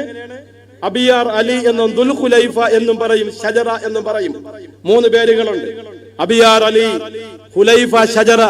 ഇതിന് 3 കാരണങ്ങളുണ്ട്, ഞാൻ വിശദീകരിക്കുന്നില്ല. അബിയാർ അലി മീഖാത്തിൽ വന്ന് കടല് പോലെ കിടക്കുകയാണ്. അബിയാർ അലി മീഖാത്തുണ്ടോ? ഇതിനകത്തുണ്ടോ? കണ്ടോ? അബിയാർ അലി മീഖാത്ത് കടല് പോലെ കിടക്കുന്ന മീഖാത്തിൽ വന്ന് 2 റക്അത്ത് മീഖാത്തിൽ ഇഹ്റാമിന്റെ നിസ്കാരം നിസ്കരിക്കും. നിസ്കരിച്ച് കഴിഞ്ഞ്, ശ്രദ്ധിച്ച് കേൾക്കണേ, നിസ്കരിച്ച് കഴിഞ്ഞ് നവൈത്തുൽ ഹജ്ജ വഅഹ്റംതു ബിഹാ ലില്ലാഹി തആല. നേരത്തെ നമ്മൾ ലബ്ബൈക അല്ലാഹുമ്മ ലബ്ബൈക ലബ്ബൈക ബി ഉംറത്തിൻ എന്നാ പറഞ്ഞു. അപ്പൊ എങ്ങനെ പറയും? ലബ്ബൈക അല്ലാഹുമ്മ ലബ്ബൈക ലബ്ബൈക ബി ഹജ്ജിൻ. മക്കയിൽ വെച്ച് ഒരുപാട് ഉംറ നിങ്ങൾ ചെയ്തിട്ടുണ്ട്. ആയിഷ പള്ളിയിൽ നിന്ന് ചെയ്തിട്ടുണ്ട്, ജിഹ്റാനിൽ പോയി ചെയ്തിട്ടുണ്ട്, ഹുദൈബിയിൽ പോയി ചെയ്തിട്ടുണ്ട്. മക്കയിൽ താമസിക്കുന്നവർ ഉംറ ചെയ്യാൻ എവിടെ പോകണം? മക്കയ്ക്ക് ഇഹ്റാം ചെയ്യാൻ മക്കയ്ക്ക് വെളിയിൽ പോകണം. ഹജ്ജിന് ഇഹ്റാം കെട്ടാൻ ഏതിന് പോകേണ്ട ആവശ്യമില്ല, മക്കയ്ക്ക് വെളിയിൽ പോകേണ്ട ആവശ്യമില്ല. മക്കയിലുള്ളവർ എവിടെ നിന്ന് കെട്ടിയാൽ മതി. മദീനയിൽ നിന്ന് വരുന്നവരാണ് മീഖാത്ത് ഉപയോഗപ്പെടുത്തേണ്ടവർ. വേറെ നാടുകളിൽ നിന്ന് വരുന്നവരാണ് മീഖാത്ത് ഉപയോഗപ്പെടുത്തേണ്ടവർ. അവിടെ നിന്ന് നമ്മൾ ഹജ്ജിന് വേണ്ടി ഇഹ്റാം കെട്ടി ഹജ്ജിന്റെ ഇഹ്റാമിലായി കഴിഞ്ഞു. നേരത്തെ പറഞ്ഞതുപോലുള്ള കാര്യങ്ങൾ ഒന്നും ചെയ്തുകൂടാ. അവൻ ഞാൻ പറഞ്ഞല്ലോ ഗവനിക്ക്. നേരത്തെ നമ്മൾ പറഞ്ഞതുപോലെ തന്നെ നഖം മുറിച്ചുകൂടാ, സുഗന്ധ വസ്തുക്കൾ പൂശിക്കൂടാ, പുരുഷന്മാര് ചുറ്റി തുന്നപ്പെട്ട വസ്ത്രങ്ങൾ ധരിച്ചുകൂടാ, സ്ത്രീകള് മുഖം മറച്ചുകൂടാ, സുഗന്ധ വസ്തുക്കൾ ഉപയോഗിച്ചുകൂടാ. നമ്മൾ നേരെ ഇവിടെ ഗവനിക്ക്, നമ്മൾ നേരെ മദീനയിൽ നിന്ന് ഇഹ്റാം കെട്ടി വന്നവരും മക്കയിൽ നിന്ന് ഇഹ്റാം കെട്ടിയവരും നേരെ അസീസിയയിലെത്തേണം. അസീസിയയിലെത്തിയിട്ട് ദുൽഹജ്ജ് 8-ന്റെ അന്ന് രാവിലെയാണ് മിനയിൽ എത്തേണ്ടത്. അതിന് യൗമു തർവിയ എന്നാണ് പറയുന്നത്. എങ്ങനെ പറയുന്നത്? 8ാമത്തെ ദിവസം വെള്ളം ശേഖരിക്കുന്ന കാര്യങ്ങളൊക്കെ ഒരുക്കുന്ന ദിവസം എന്നാണ്. പക്ഷെ ഇപ്പോഴേ ഗവൺമെന്റിന്റെയും പ്രൈവറ്റിന്റെയും മുത്തവഫുകൾ യാത്രാ സുഗമത്തിനു വേണ്ടി ഈ അസീസിയെ താമസിക്കുന്നവരൊന്നും വണ്ടി പോകാൻ വേണ്ടി നിൽക്കണ്ട. നേരത്തെ പോയി തമ്പ് നമ്പരൊക്കെ നോക്കി വെച്ചിരുന്ന നിങ്ങൾ അസീസിയെ കാൽനടയായിട്ട് നടന്ന് ബസ്സിൽ കയറാൻ നിൽക്കാതെ 8ന്റെ അന്ന് വെളുപ്പ രാവിലെ സുബഹി നിസ്കരിച്ചിട്ട് എങ്ങോട്ട് പോയാൽ മതി? തമ്പിലേക്ക് പോയാൽ മതി. ഈ അസീസിയെന്ന് വണ്ടിയിൽ ഇങ്ങനെ കൊണ്ട് കറങ്ങുമ്പോൾ ആളുകൾ വിചാരിക്കുന്നത് 150 കിലോമീറ്റർ അപ്പുറത്തു നിന്ന് കൊണ്ടുവരണമെന്ന്. അല്ല, ഈ റൂമിന്റെയും അപ്പുറത്തു നിന്നാണ് വണ്ടി കയറ്റി ഇവിടെ കൊണ്ടുവന്ന് ഇറക്കണത്. ഇവിടെ കൊണ്ടുവന്ന് ഇറക്കുന്നു. ഗവൺമെന്റ് ഹാജിമാരെല്ലാം കിടക്കുന്ന അറഫയ്ക്കും മിനയ്ക്കും മുസ്തലിഫയ്ക്കും ജംറയ്ക്കും അടുത്താണ് ആര് കിടക്കുന്നത്? പ്രൈവറ്റ് ഹാജിമാരും കിടക്കുന്നത് അവിടെയാണ്. പ്രൈവറ്റ് ഹാജിമാർക്കും ആദ്യം ഈ ആദ്യത്തെ ഈ 15 ദിവസമുള്ള ഇതേ ഉള്ളത് കഴിഞ്ഞ പിന്നെ അവരും ഇവിടെ തന്നെ അസീസിയെ തന്നെ. ഇവിടെ നിന്ന് കയറുന്നിടത്ത് തന്നെ നിങ്ങൾ ഈ അസീസയിൽ എത്തിയാൽ കഴിയുന്ന ആളുകൾ റൂട്ട് മാപ്പ് നോക്കി, ഇപ്പൊ മൊബൈലിനകത്ത് എല്ലാം മാപ്പ് നോക്കാമല്ലോ, നേരെ നോക്കി നിങ്ങൾ മനസ്സിലാക്കിയാൽ നിങ്ങൾ പോകാൻ കഴിയുന്ന കാര്യമാണ്. ദുൽഹജ്ജ് 7-ന്റെ അന്ന് യശാ കഴിയുമ്പോൾ പ്രൈവറ്റ് ഗ്രൂപ്പുകാരും ഗവൺമെന്റ് ഗ്രൂപ്പുകാരും വന്ന് വിളിക്കും. ഗ്രൂപ്പുകാർ വന്ന് ഇത് ഗവൺമെന്റ് പോകുന്ന കൈവയ്ക്കേ 6, 7, 8, 9, 10 പേര് തിൽക്ക അശറത്തുൻ കാമില. 10 പേര് ഇതില് ഗവൺമെന്റ് പ്രൈവറ്റ് പോണവരെന്ന് കൈവയ്ക്കേ. പ്രൈവറ്റ് പോണവർ എല്ലാവർക്കും ഒന്ന് ക്ലാസ്സിന് എന്ത് ചെയ്തിരിക്കുകയാണ്? അവർ ഉച്ചയ്ക്ക് എത്തുമെന്നാ പറഞ്ഞത്. ഞാൻ ഉച്ചയ്ക്ക് ശേഷം തന്നെ ഹജ്ജിന്റെ ക്ലാസ് പിന്തിപ്പിച്ചത് അതുകൊണ്ടാണ്. അപ്പൊ ഇൻഷാ അല്ലാഹ് നമ്മളെ നേരെ അസീസിയയിലെ റൂമിൽ വന്നിട്ട് എന്ത് ചെയ്യണം? എവിടെ ഗവനിക്ക്? ഈ 10 പേരും പ്രത്യേകം ഗവനിക്ക്. ഒരു ചെറിയ സഞ്ചി എടുക്കുക. ആ സഞ്ചിയിൽ 5 ദിവസത്തേക്ക് ആവശ്യമായ മരുന്ന്, 5 ദിവസത്തേക്ക് ആവശ്യമായ പേസ്റ്റ്, 5 ദിവസത്തേക്ക് ആവശ്യമായ സാധനം, ഒരു ബെഡ്ഷീറ്റ്, ഇത്രയും സാധനം മാത്രമേ എടുക്കാവൂ. വലിയ വമ്പം ബാഗ് എടുത്തു കഴിഞ്ഞാൽ അറഫയിൽ നിന്ന് വരുന്ന വഴിക്ക് ഗവൺമെന്റിന്റെ പട്ടാളക്കാർ ഇത് വഴിയിൽ നിന്ന് പിടിച്ചു കളയും. റിയാലോടുകൂടി ഈ ബാഗ് എന്ത് ചെയ്യും? കാരണം തോളി തൂക്കിയിട്ടുണ്ടായിരിക്കും വരുന്നത്. കയ്യിൽ ഇങ്ങനെ പിടിച്ചു വരുന്ന ബാഗ് അവർ പിടിക്കൂല. തോളി തൂക്കിയിട്ട് വരുന്ന ബാഗ് എന്ത് ചെയ്യും? അവർ പിടിക്കും, അത് പിടിച്ചെടുത്ത് കളയും. അപ്പൊ അതിനകത്ത് റിയാലും കാര്യം എല്ലാം ഉണ്ടെങ്കിൽ പോകും. അത്യാവശ്യം കയ്യിൽ വെക്കാവുന്ന ഇത്രയും സാധനങ്ങളുമായി ദുൽഹജ്ജ് 7 രാത്രി അസീസിയയിലെത്തി. അന്ന് അവിടെ ഇബാദത്തൊന്നുമില്ല. 8 സുന്നത്തുള്ള എവിടെ വരൽ? മിനയിൽ വരൽ സുന്നത്താണ് 8. മിനയിൽ വന്ന് ലോഹറിന്റെ സമയത്ത് ലോഹർ 2 റക്അത്ത് നിസ്കരിക്കണം. അസറിന്റെ സമയത്ത് അസർ 2 റക്അത്ത് നിസ്കരിക്കണം. മഗ്രിബിന്റെ സമയത്ത് മഗ്രിബ് 3 റക്അത്ത് നിസ്കരിക്കണം. ഇശായുടെ സമയത്ത് ഇശാ 2 റക്അത്ത് നിസ്കരിക്കണം. റസൂല് 8 അന്ന് അവിടെ വന്ന് ഇങ്ങനെ ചെയ്ത. റസൂല് തമ്പ് കെട്ടിയ സ്ഥലത്ത് ഒരു പള്ളിയുണ്ട്. ആ പള്ളിയുടെ പേര് മസ്ജിദുൽ ഖൈഫ് എന്നാണ്. നോക്കിക്കോ, ആ പള്ളി നോക്കിക്കോ. 50 പ്രവാചകന്മാരുടെ ഖബർ ആ പള്ളിക്ക് ചുറ്റുമുണ്ട്. എത്ര നബിമാര്? 50 നബിമാര്. ഇതാണ് മസ്ജിദുൽ ഖൈഫ്. നോക്ക്, മുർസലാത്ത് മലയുടെ അടിഭാഗത്താണ് ഈ പള്ളിയുള്ളത്. ജംറയോട് ചേർന്നാണ്. ഇത് വർഷത്തിൽ 4 ദിവസം മാത്രമേ ഈ പള്ളി തുറക്കൂ. മിന ഉള്ള ദിവസം മാത്രമേ ഈ പള്ളിയുള്ളൂ. ഇത് പ്രൊട്ടക്ട് ഏരിയയാണ്. 50 പ്രവാചകന്മാരുടെ ഖബർ ഇവിടെയാണ് റസൂല് തമ്പടിച്ചത്. അതുകൊണ്ടാണ് ഈ സ്ഥലത്ത് നിർമ്മിച്ച പള്ളിക്ക് മസ്ജിദുൽ ഖൈഫ് എന്ന് പേര് കിട്ടിയത്. ഇവിടെ ദുൽഹജ്ജ് 8 എത്തുന്ന നമ്മള് ലോഹർ അസർ നിസ്കരിച്ച് മഗ്രിബ് ഇശാ നിസ്കരിച്ച് പിറ്റേന്ന് രാവിലെ സുബഹി നിസ്കരിച്ചിട്ടാണ് എവിടെ പോകേണ്ടിയുള്ളത്? അറഫയിലേക്ക് പോകേണ്ടിയുള്ളത്. പക്ഷെ ഗവൺമെന്റ് യാത്രാ സൗകര്യത്തിന് അവിടെ ഞാൻ ഒരു കാര്യം പറഞ്ഞുതരാം. നിങ്ങൾ നിസ്കരിച്ചിട്ട് ഈ മിനയിൽ തന്നെ തമ്പി തന്നെ അങ്ങ് കിടക്കുക. തമ്പി തന്നെ കിടന്നിട്ട് സുബഹി ഇവിടെ നിസ്കരിച്ചിട്ട് ത്വരീഖുൽ മുംശാത്ത് എന്ന് കൊടുത്തിട്ടുണ്ട്, നടപ്പാത. ഈ നടപ്പാതയിലൂടെ നേരെ നടന്നാൽ എവിടെ ചെല്ലാം? അറഫി ചെല്ലാം, നമിറ പള്ളി ചെല്ലാം, ജബലുർ റഹ്മയുടെ അടുത്ത് ചെല്ലാം. ഇല്ലെങ്കിൽ നിങ്ങൾ 22 കിലോമീറ്റർ ഇപ്പുറത്തോ 10 കിലോമീറ്റർ ഇപ്പുറത്തോ 11 കിലോമീറ്റർ ഇപ്പുറത്തോ ഉള്ള തമ്പുകളിലായിരിക്കും അറഫയിൽ പോയി തങ്ങുന്നത്. ഗവൺമെന്റ് പോകുന്നവർക്കും പ്രൈവറ്റ് പോകുന്നവർക്കും ചെറുപ്പക്കാരാണെങ്കിൽ നടന്നു പോയാൽ നേരെ എവിടെ ചെല്ലാം? ജബലുർ റഹ്മയുടെ അടിവാരത്ത് ചെല്ലാം, നമിറ പള്ളിയിൽ ചെല്ലാം. ആ പള്ളിയുടെ മറ്റൊരു പേരാണ് മസ്ജിദ് ഇബ്രാഹിം. 1.5 മാസത്തിന് മുമ്പ് ഞാൻ ആ പള്ളി കയറിയിരുന്നു. പള്ളി തുറക്കൂല, അതിന്റെ ആ പരിസരത്ത് കയറാൻ പറ്റിയായിരുന്നു. അനേകം വട്ടം കയറാനും ഹജ്ജിന് അവിടെ കയറാനും ഒക്കെ അള്ളാഹു തൗഫീഖ് തന്നിട്ടുണ്ട്. വലിയ തൗഫീഖുകൾ ആ നിലയിലൊക്കെ കിട്ടിയിട്ടുണ്ട്. 2011 ശേഷം എനിക്ക് ഹജ്ജ് ചെയ്യാനുള്ള തൗഫീഖ് ഉണ്ടായില്ല.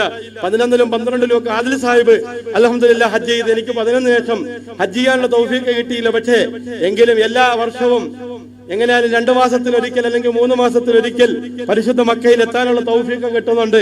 അള്ളാഹു മരിക്കുന്നവരെ അങ്ങനെ ഒരു തൗഫീഖ് തരുമാറാകട്ടെ. മരണം ഖൈറാവുന്ന സമയത്ത് നമുക്കെല്ലാം മരണം അള്ളാഹു അവിടെ വെച്ച് അള്ളാഹു തരുമാറാകട്ടെ. അവ ശരിക്കും മസ്ജിദുൽ ഖൈഫിനടുത്തുള്ള മിനയിലെത്തി രാത്രി ഗ്രൂപ്പിൽ പോകുന്നവർക്ക് ഗ്രൂപ്പിൽ, പക്ഷെ എപ്പോഴും പോകുമ്പോഴും അമീറിന്റെ അനുവാദം വേണം. അമീർ അങ്ങനെ സമ്മതിച്ചെങ്കിൽ മാത്രമേ നിങ്ങൾ എന്ത് ചെയ്യാവൂ, അങ്ങനെ പോവാം. കാരണം അമീറിനെ അനുസരിച്ച റസൂലിനെ അനുസരിച്ച പോലെയാണ്, റസൂലിനെ അനുസരിച്ച അള്ളാഹെ അനുസരിച്ചതുപോലെയാണ്. അമീറിനോട് അമീറന്മാർക്ക് എപ്പോഴും പേടിയാണ്. ഇവർ പോയി വഴിതെറ്റിപ്പോയാൽ എന്ത് ചെയ്യും? അങ്ങനെ പേടിയില്ലാത്തൊരു അമീറായിരുന്നു ഞാൻ. പോയിട്ട് നിങ്ങൾ അജ്ജിനും അങ്ങ് തിരിച്ചു വന്നേക്കാൻ പറയും. അങ്ങ് റൂമിൽ വന്നേക്കാൻ പറയും. അവിടെ നമുക്ക് ഇൻഷാ അല്ലാഹ് ഒരുമിച്ച് കാണാം. പിറ്റേന്ന് തന്നെ കാണും. അതിനൊന്നും കുഴപ്പമൊന്നുമില്ല. ഇതുവരെയും കണ്ടിട്ടുണ്ട്. അള്ളാഹു അങ്ങനെയാണ്. അതുകൊണ്ട് അങ്ങനെ പേടിയുടെ യാതൊരു ആവശ്യമില്ല. നമ്മുടെ നാട്ടിൽ പോലെ നമ്മളങ്ങ് കണ്ട് കാര്യങ്ങളെല്ലാം നമ്മുടെ കയ്യിൽ മൊബൈലും കാര്യങ്ങളും ഉള്ളതുകൊണ്ട് ഏത് റൂട്ടും നമുക്ക് എന്ത് ചെയ്യാൻ പറ്റും? പിടിച്ചു നോക്കാനും അറിയാനും ഒക്കെ പറ്റുന്ന ഇത്രയും സംവിധാനമുള്ള ഒരു കാലത്ത് ഒരു പേടിയുടെ ആവശ്യം വേണ്ട. 8 രാത്രി പോകണമെങ്കിൽ പോകാം, 9 രാവിലെ പോകണമെങ്കിൽ പോകാം. ഹജ്ജ് എന്ന് പറഞ്ഞാൽ ഹജ്ജിന്റെ ഏറ്റവും പ്രധാനപ്പെട്ട നമ്മൾ മദീനയിൽ നിന്ന് ഇഹ്റാം കെട്ടി വന്നു, മീഖാത്തിലൂടെ വന്നു. ഇനി നമ്മുടെ ഏറ്റവും പ്രധാനപ്പെട്ട കർമ്മം ദുൽഹജ്ജ് 9ന്റെ കർമ്മമാണ്. ഇനി ഗവനിക്കണേ, 9ന്റെ അന്ന് അറഫ. ഹജ്ജ് എന്ന് പറഞ്ഞ അറഫയാ. ഒരാൾക്ക് അറഫ കിട്ടിയില്ലെങ്കിൽ ഹജ്ജില്ല.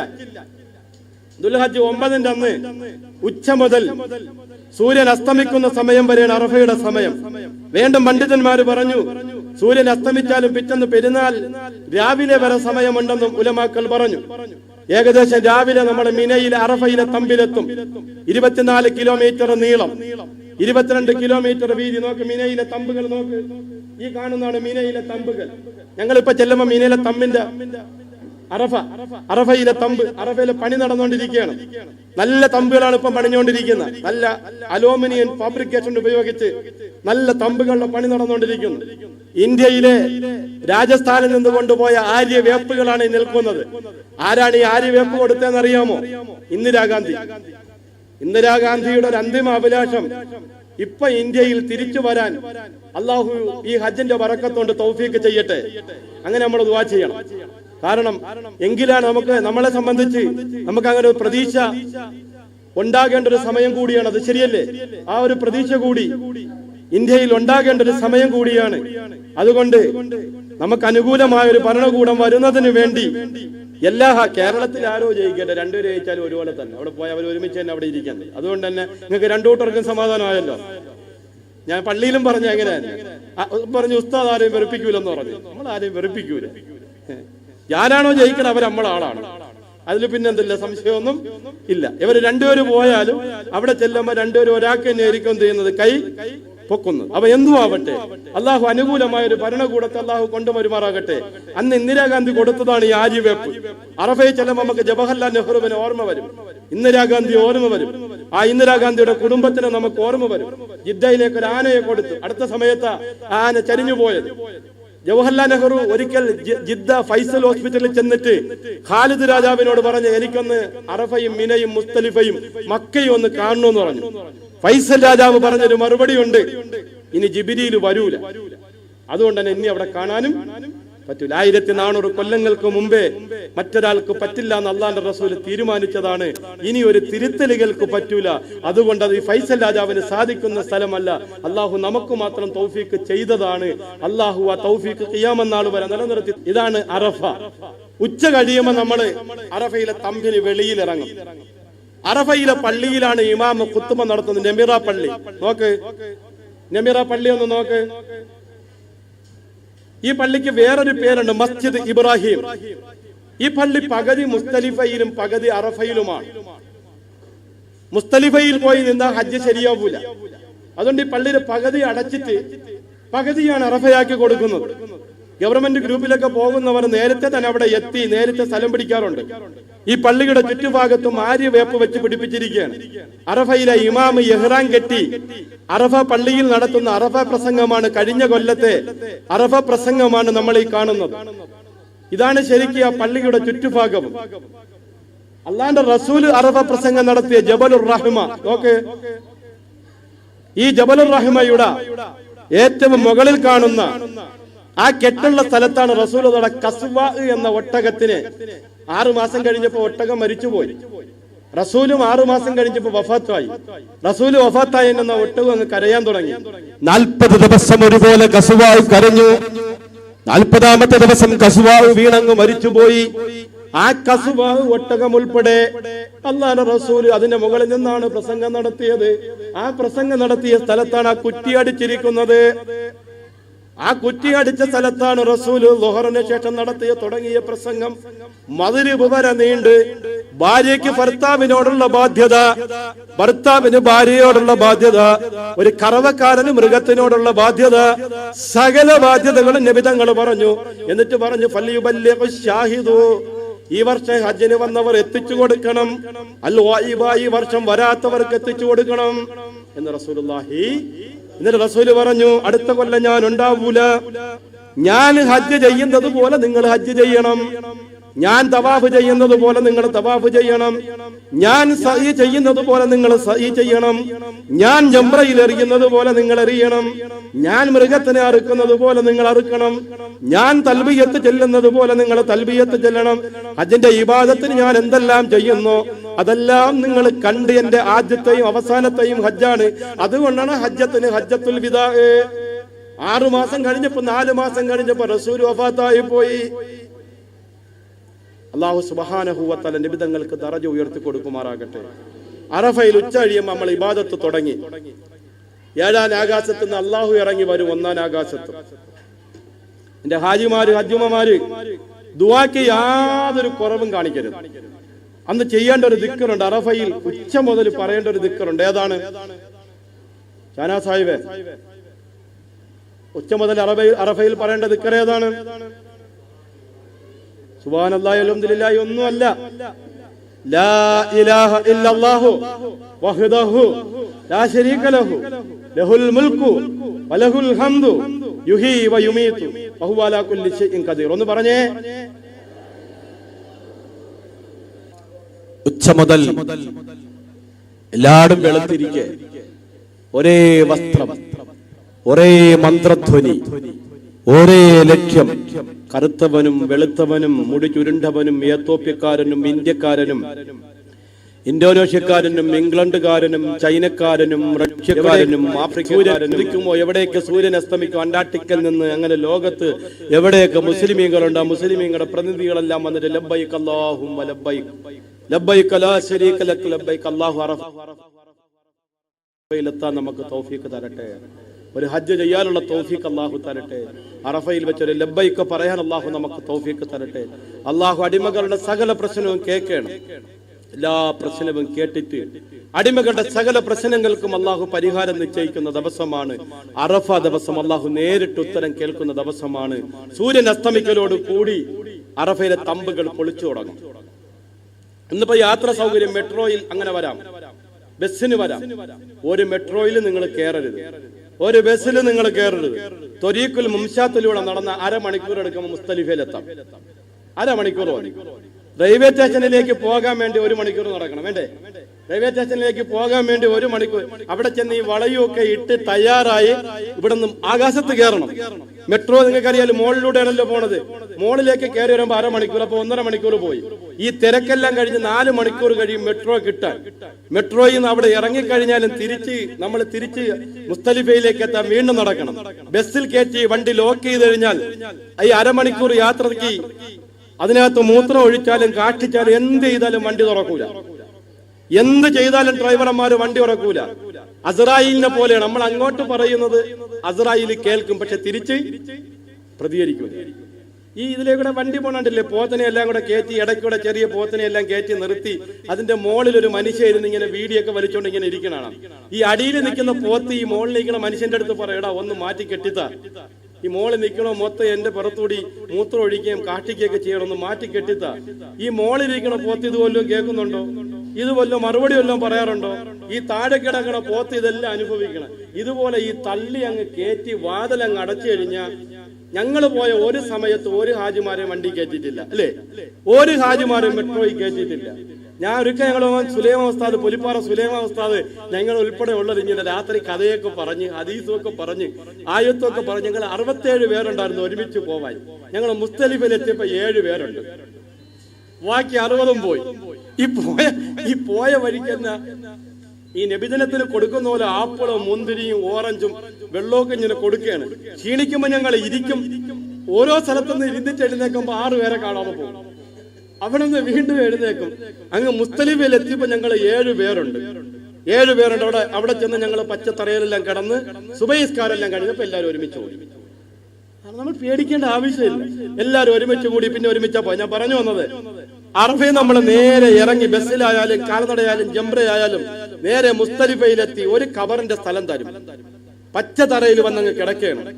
എന്റെ വീട്ടിൽ 2000 സ്ക്വയർ ഫീറ്റ് ഉണ്ട്. ഞാൻ കറങ്ങണ കസേരയിലാണ് ഇരിക്കുന്നത്. എന്റെ സിറ്റ് ഔട്ടിൽ ആടുന്ന കസേരയൊക്കെ കെട്ടിയിട്ടുണ്ട്. അതുകൊണ്ട് എനിക്കിതൊന്നും പറ്റൂല. മൂത്രം ഒഴിക്കാമെന്ന് തോന്നിയ അലാറം വിളിക്കണമെന്ന് 1 മണിക്കൂർ മുമ്പ് പോകണം. അവിടെ പോയി എന്ത് ചെയ്യണം? ക്യൂ നിന്നിട്ട് ആ 1 മണിക്കൂർ ഷൂറൊക്കെ ഉള്ളവർ നേരത്തെ എഴുന്നേറ്റ് പോകണം.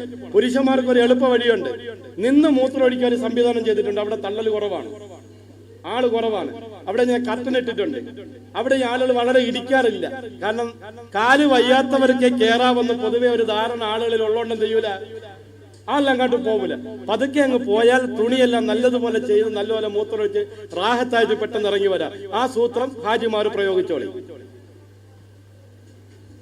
നേരെ മുസ്തലിഫയിൽ വന്ന് മഗ്രിബും ഇശായും കൂടി മുസ്തലിഫയിൽ ജമ്മും കസറുമാക്കി നിസ്കരിക്കണം. ജമ്മും കസറുമാക്കി എവിടെ നിസ്കരിക്കണം? അപ്പൊ അറഫയിൽ ഇനി പിണങ്ങി നിൽക്കേണ്ട, അറഫയിൽ നിസ്കരിക്കണം. അറഫയിൽ നിസ്കാരം ഇല്ല. സൂര്യൻ അസ്തമിച്ച് അപ്പം തന്നെ അവിടെ ഇറങ്ങണം. നേരത്തെ വന്ന് ജംറ ഈ മുസ്തലിഫയിൽ വന്ന് കസറും ജമ്മുമാക്കി നിസ്കരിച്ച് കല്ല് കിറ്റുകളിലാക്കി 70 കല്ല് തരും. ചിലപ്പോ 100 കല്ലുണ്ടാവും, ചിലപ്പോ 70 കല്ലുണ്ടാവും. ഇല്ലെങ്കിൽ നമ്മളിങ്ങനെ വെള്ളം കുടിച്ചിട്ട് കൊണ്ടുപോകുന്ന ഒരു കുപ്പി കയ്യിൽ വെച്ചേക്കണം. ശ്രദ്ധിച്ച് കേൾക്കുന്നുണ്ടോ? ഈ കിറ്റ് മേടിക്കുന്നതിനേക്കാൾ നല്ലത് അവിടെ ഇരുന്ന് ഈ 70 കല്ല് പറക്കിയെടുക്കണം. അതിനൊരു ത്യാഗം, നമ്മളൊരു ത്യാഗമാണത്. അത് പറക്കിയെടുത്ത് കുപ്പിക്കകത്തിട്ട് നമ്മളെ സഞ്ചിക്കകത്തോട്ട് വെച്ചേക്കണം.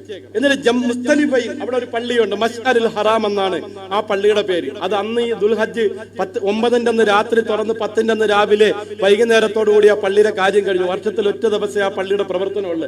അറഫയിലെ പള്ളി, മുസ്തലിഫിലെ പള്ളി അങ്ങനെയാണ്. പ്രിയപ്പെട്ടവരെ, കല്ലുമെല്ലാം പറക്കിയെടുത്ത് സുബഹി നിസ്കാരം കഴിഞ്ഞ് സൂര്യൻ ഉദിച്ച് 20 മിനിറ്റ് കഴിഞ്ഞ് മുസ്തലിഫയെന്ന് പോകാവൂ. എത്ര മിനിറ്റ് കഴിഞ്ഞ്?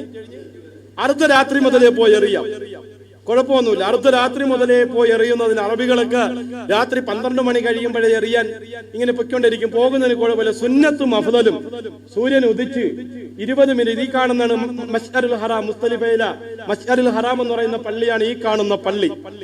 ഇവിടെ നിന്ന് നിസ്കരിച്ച് ഇവിടെ നിന്ന് സുബഹി നിസ്കരിക്കണം. ഇവിടത്തെ ഇമാമിനെ ഫോളോ ചെയ്ത് സുബഹി ജമാഅത്തായിട്ട് നമസ്കരിച്ച് ഒരു ചായയൊക്കെ കുടിച്ച് എല്ലാം മേടിക്കാൻ കിട്ടും. നിങ്ങൾ വിചാരിക്കുന്ന പോലെ മുസ്തലിഫയിലൊന്നും പട്ടിണിയൊന്നുമില്ല, ഇഷ്ടംപോലെ കടകളുണ്ട്. ചിലപ്പോൾ ഒരു ചായക്ക് 10 റിയാലൊക്കെ ചോദിക്കും, ചിലപ്പോൾ 5 റിയാലൊക്കെ ചോദിക്കും. അറബി പിള്ളേർ ഇങ്ങനെ കാച്ചു കൊണ്ടുവന്ന് വെച്ചിട്ടുണ്ടാവും. എത്ര പൈസ ചോദിക്കുന്നു അത്രയും പൈസ ഓടിച്ച് മേടിച്ച് കുടിക്കുക എന്നുള്ളതാണ് ആ സമയത്ത് ആവശ്യം. അല്ലാതെ തന്നെ സന്നദ്ധ സംഘടനകൾ ഇങ്ങനെ കൊണ്ടുവന്ന് ഇഷ്ടം പോലെ കടിഞ്ചായയും ചായയും വെള്ളവും ആവശ്യമുള്ള സാധനങ്ങൾ നിബിധനത്തിന് നമ്മളെ നാട്ടിൽ കൊടുക്കുന്നതിനേക്കാൾ കൂടുതൽ ഭക്ഷണം എവിടെ കൊണ്ടുവന്ന് തന്നോണ്ടിരിക്കും. അങ്ങനെയല്ലേ? ഇങ്ങനെ കൊണ്ടുവന്ന് തന്നോണ്ടി നമ്മൾ തിന്ന് തീർത്താൽ മതി. പക്ഷേ അവിടെയാണ് ഈ മൊത്തം മൃഗത്തിനെ അറുക്കുന്നതെങ്കിൽ ഓരോ ക്ഷണം ഇറച്ചി പോലും നമുക്ക് കിട്ടൂല. ഞാൻ പണ്ട് കരുതിയിരുന്ന നല്ലതുപോലെ ഒട്ടകത്തിനെ ആടിനെയൊക്കെ എവിടെ പോയിട്ട് തിന്നണം, മിനെ പോയിട്ട് നല്ലതുപോലെ കഴിക്കണമെന്നാ. ആദ്യത്തെ ഹജ്ജിന് എന്നപ്പോ ഒരു ദിവസം ഇറച്ചി കാണുന്നില്ല. ചോദിച്ചപ്പോഴാ പറഞ്ഞു ഇവിടെ എങ്ങും തീ കത്തിക്കാനും സമ്മതിക്കൂല, വേവിക്കാനും സമ്മതിക്കൂല. ഇവിടെയൊക്കെ അന്നത് കിട്ടാനും ഏതാണ്, അത് പാടാണ്. നമുക്ക് ഇഷ്ടം പോലെ സാധനങ്ങൾ മേടിക്കാനും തിന്നാനും പ്രൈവറ്റ് ഗ്രൂപ്പുകാർ ഇഷ്ടം പോലെ കൊണ്ടുവന്ന് അവരുടെ ആളുകൾക്ക് കൊടുക്കും. സന്നദ്ധ സംഘടനകൾ ഗവൺമെന്റ് ഗ്രൂപ്പുകൾക്ക് ഇഷ്ടം പോലെ ഇങ്ങനെ കൊടുക്കും. എല്ലാം കഴിച്ച് നേരെ തമ്പിലേക്ക് വരിക. തമ്പിലൂടെ ഇങ്ങനെ വന്നു ആ പോക്കിന് തന്നെ നേരെ പോയി എറിയണമെങ്കിൽ എറിയാം. ഗവൺമെന്റ് ഗ്രൂപ്പുകാരൊക്കെ ചെയ്യേണ്ടത് നിങ്ങളുടെ തമ്പിലോട്ട് കയറാൻ നിൽക്കേണ്ട, നേരെ ആ പോക്ക് തന്നെ പന്തലിലൂടെ അങ്ങ് നടക്കുക. നേരെ നടന്നാൽ ജംറത്തുൽ അഖബയിലെത്തും. എവിടെ എത്തും? ദുൽഹജ്ജ് 10 അന്ന് രാവിലത്തെ പ്രധാനപ്പെട്ട ഇബാദത്തുകൾ പറയണം, ശ്രദ്ധിച്ച് കേൾക്കേ. അറഫയെന്ന് 9 രാത്രി വന്ന് മുസ്തലിഫയിൽ രാപ്പാർത്തു. 10 രാവിലെ മുസ്തലിഫയിൽ നിന്ന് നടന്നു. 10 രാവിലെ ആദ്യം ചെയ്യേണ്ടത് ഒറ്റ ജംറയിലെ ഏറുള്ളു അവസാനത്തെ ജംറയായ ജംറത്തുൽ അഖബയിലേക്ക് വന്ന് 7 കല്ലവിടെ എറിയുക. 7 കല്ലവിടെ എറിഞ്ഞ് ഏറ് കഴിഞ്ഞാൽ പിന്നെ അടുത്തത് അറവാണ്. അറബിന് ഞാൻ ഒരു എളുപ്പ വഴി പറയുന്നു, എല്ലാവരും ശ്രദ്ധിച്ച് കേൾക്കണം. ആരെ നിങ്ങൾ അറുക്കാൻ പൈസ ഏൽപ്പിക്കരുത്, ഒറ്റ മനുഷ്യരെ ഏൽപ്പിക്കരുത്. ഗവൺമെന്റ് തന്നെ നിങ്ങൾ അടയ്ക്കണം. സ്വന്തം മകൻ വന്നിട്ട് ഞാൻ കൊണ്ടുപോയി അറുക്കാന്ന് പറഞ്ഞാലും നിങ്ങൾ നിയ്യത്ത് ചെയ്തേക്കണ പൈസ കൊടുക്കരുത്. ഗവൺമെന്റ് നമ്മുടെ നാട്ടിൽ വാഴുന്നതിന് ഇതുപോലെ മേശ ഇട്ടേക്കുന്നത് പോലെ ഇട്ട് ഗവൺമെന്റിന്റെ ആളുകൾ പ്രത്യേക രസീതുമായി ഇരിപ്പുണ്ട്. അവിടെ നിങ്ങൾ അവര് അറവ് കൂലി, പാക്കിംഗ് കൂലി ഉൾപ്പെടെയുള്ള പൈസ അവിടെ മേടിക്കുകയും അറുക്കേണ്ട സമയം നമുക്ക് നോട്ട് ചെയ്ത് തരും. ആ സമയത്ത് അവർ കൃത്യമായി അവിടെ അറുത്തിരിക്കും. അവർ 3 ചോദ്യങ്ങൾ ചോദിക്കും. ഹദിയയാണോ, ഫിദിയയാണോ, ഉലുഹിയയാണോ? മദീനയിൽ നിന്ന് ഇഹ്റാം കെട്ടി വന്നവർക്ക് ഉലുഹിയയാണ്. മക്കയിൽ നിന്ന് ഇഹ്റാം കെട്ടി ചെന്ന തമത്തു ആയവർക്ക് ഫിദിയയാണ്. ഇനി ഒരറിവുമില്ലെങ്കിൽ ഹദിയായിട്ട് അറുക്കാം. ഈ 3 അറിവാണ്. അറവ് ആരും ഒഴിവാക്കരുത്. അയ്യുൽ ഹജ്ജി അഫ്ളലു യാ റസൂലല്ലാഹ്, ഏത് ഹജ്ജാ നബിയെ ശ്രേഷ്ഠതയുള്ളത്? ഖാല അൽ ഹജ്ജു, ഉറക്കെ ലബ്ബൈക അല്ലാഹുമ്മ ലബ്ബൈക പറഞ്ഞ്, വസ്ഹജ്ജു, മൃഗത്തിന്റെ കഴുത്തിൽ നിന്ന് രക്തം ചീറ്റുമാറ് അറുത്ത് രക്തം ചീറ്റിക്കുന്ന ഹജ്ജാണ് സ്വീകാര്യയോഗ്യമായ ഹജ്ജെന്ന് മുഹമ്മദ് മുസ്തഫ. അതുകൊണ്ട് എല്ലാവരും അറുക്കണം. അറുക്കൂലേ? സ്വന്തമായി ഗവൺമെന്റ് തന്നെ പൈസ അടച്ച് ഒരു ഗ്രൂപ്പുകാരുടെ കയ്യിൽ നിങ്ങൾ കൊടുക്കണ്ട. കാരണം അവരാരും അറുക്കൂലൊന്നല്ല ഞാൻ പറയുന്നതിന്റെ അർത്ഥം. നമുക്ക് മനസ്സിന് സമാധാനം ഏതിൽ കൊടുക്കലാണ്. ചിലപ്പോ 100 റിയാൽ കൂടും, ചിലപ്പോ 50 റിയാൽ കൂടും. ഓരോ സമയവും നിങ്ങൾ കേട്ടിട്ടില്ലേ, ഒലുഹി അറുത്ത ഹദിയ അറുത്ത ഇറച്ചികൾ പ്രൈവറ്റ് ആളുകൾ ഹോട്ടലുകാർ വിലയിട്ട് ജിദ്ദയിലേക്ക് കൊണ്ടുപോകുന്ന വഴി 15 വണ്ടി പിടിച്ചു, 20 വണ്ടി പിടിച്ചു, 30 വണ്ടി പിടിച്ചു എന്നൊക്കെ കേട്ടിട്ടില്ലേ? ഇത് നമ്മൾ പാവപ്പെട്ടവർക്ക് കൊടുക്കാൻ വേണ്ടി എത്യോപ്യയിലും അതുപോലുള്ള പാവപ്പെട്ട രാജ്യങ്ങളിലേക്ക് എത്തിച്ചു കൊടുക്കുന്നതിന് വേണ്ടിയിട്ടുള്ള ഇതാണ് അവിടുത്തെ അറവുശാലയിൽ ചെയ്തുകൊണ്ടിരിക്കുന്നത്.